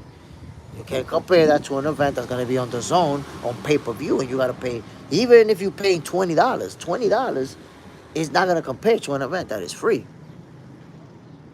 And I guarantee you, on a worldwide scale, way more people have Netflix than the ones who have the Zone. Pretty much guarantee you that. Like here in the Dominican Republic, where most people don't speak English, mostly everybody speaks Spanish, I don't know a single person that has the Zone. I don't know anybody that got the Zone here in the Dominican Republic. Not one person. Yet, almost everybody I know got Netflix. So Netflix is going to have an advantage when it comes to streaming free fights, because on a global scale, Netflix is way more popular than the Zone, especially in this part of the world. Anywhere, if you're talking about South America, if you're talking about Caribbean, if you're talking about countries where most people don't speak English, they not watching the Zone. Raw Dog, I was at Jake versus Chavez and thought it was BS. That really looks staged, man. That looks so staged. Especially because Chavez Jr. wasn't throwing any punches. And all of a sudden, when they got, I think it was to the 8th round, you see him going forward. throwing combinations and looking ruthless. And I'm like, what is this? What's good? What kind of cooking show we watching over here? Julio Cesar Chavez Jr. looked like he was ready to fight for real. Like he looked like he was good. Like he could have beat Jake Paul. And just, I don't know, it looked like they, maybe part of the agreement was you can't let your hands go until the 6th round or something like that. I don't know. Juan Ocasio, the zone is free now. That's what we was talking about, that the zone may be using a strategy. Well, the zone is not free. Hold on. Let's fix that up. The zone is not free. The fights on the zone will not be on pay-per-view. That's what that means. So if you got the zone, you're not going to have to pay pay-per-view to get the fights. They're just going to be there. But the zone is not free, my brother. You got to subscribe to it. Once you're subscribed, you're going to get the fights for free. It's like Netflix. If you're subscribed to Netflix, you got Mike Tyson versus Jake Paul for free. John Parham, Turki smart man. He building a plan. No, they being real smart about it. Because, you know, we live in an age where views bring in popularity. So when you're saying they got 100 million views, they got 50 million views, that's what bring popularity, makes more people want to watch. So they're seeing, damn, with Netflix, they not selling pay-per-views. Mike Tyson versus Jake Paul wasn't a pay-per-view fight, right? But what they're selling is that, look, we doing monster views. Look at what Crawford and Canelo. They already sold to people. They already sold to people that this might be one of the most viewed fights in history. Max Kellerman said this fight is going to be possibly the 2nd most viewed fight in history. You see? So instead of making the argument about pay-per-view sold, they making it about views. Because at the end of the day, views, that means you got more eyes on this fight, more popularity. Turki smart. He was doing business. He's involved in the Crawford and Canelo fight, which is going down in Netflix. And he realized, shit, Netflix is smart with doing this with the views thing and not a pay-per-view. Now he went back to the zone and took that same system over there. They're going to now fight to get views instead of trying to do pay-per-views. Tim and Hoodie, shout out to Arrow. No tune-ups. I mean, I'm going to tell you like this, man. Arrow been inactive for 2 years. The right thing to do would be a tune-up. You come back off, you come back off of that much inactivity and off of a nasty beating, and he might take another nasty beating, and this time he's going to have to retire. So that no tune-up warrior stuff leave people punch drunk. John Caraballo, has Turki made any profit yet? Honestly, I don't know. I don't know if they're still in an investment phase. John Parham, they know people streaming series in 2025. We're not playing for shit. They know, so they're looking for the views. John Caraballo, Netflix is smart. You get to scoop up the Mexican subscription market. Come on now. Come on. And Netflix, right now, we got to understand, Netflix is the biggest subscription-based app right now. For movies, for different things, it's Netflix. For movies, for series, it's Netflix. Why? Because they the innovator. They the first one to get it popping. I still remember when Netflix first came out. I used to go to Blockbuster. And I was like, what? Digital? That shit don't make no sense. That shit's gonna flop. And look. So, Netflix, they're the leader. They're kind of like Nike with the shoes. They're the ones up front. It's Netflix, my people. So, they're getting the views. And we're going to see more and more. But we're going to see the big fights on Netflix. You see, we're seeing Crawford and Canelo. That's the type of showdowns that we're not going to see. Netflix is not going to turn into an app where you're going to see a bunch of little fights and a bunch of little cars, people you never heard of. No. You're going to see the big ones. They're going to put them on Netflix. My peoples, I'm about to end this live. But before I do, like always, I want to give a shout out to everybody who tuned in. I appreciate y'all, man. Y'all know what it is. JJ's in their house. Domingo Bonilla, Young Chapo, Team SLY, Me TV, John Parham, Rashid IQ was in the building today. Tim's and Hoodie, Bleed Blue, and everybody else, my people. Y'all already know what it is, man. This is Boxing for Breakfast, where you get your healthy dosage of sweet science early in the morning. I'm going to see y'all tomorrow, starting off at 6 a.m.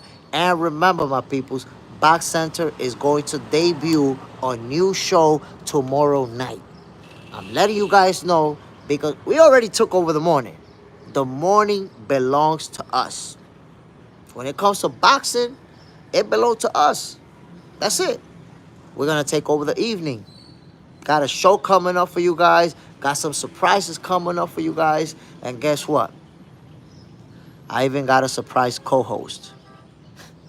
I'm not flying solo, my people. It's going to be me and somebody else, and we're going to be cooking. So get ready for that smoke, my peoples. I'm telling y'all, Friday night is going to be some new shit coming up. And we're going to make noise in the world of boxing. My peoples, I'm out of here. Y'all already know what it is. Peace. Salute. Bam. One love, man. Let's go get breakfast.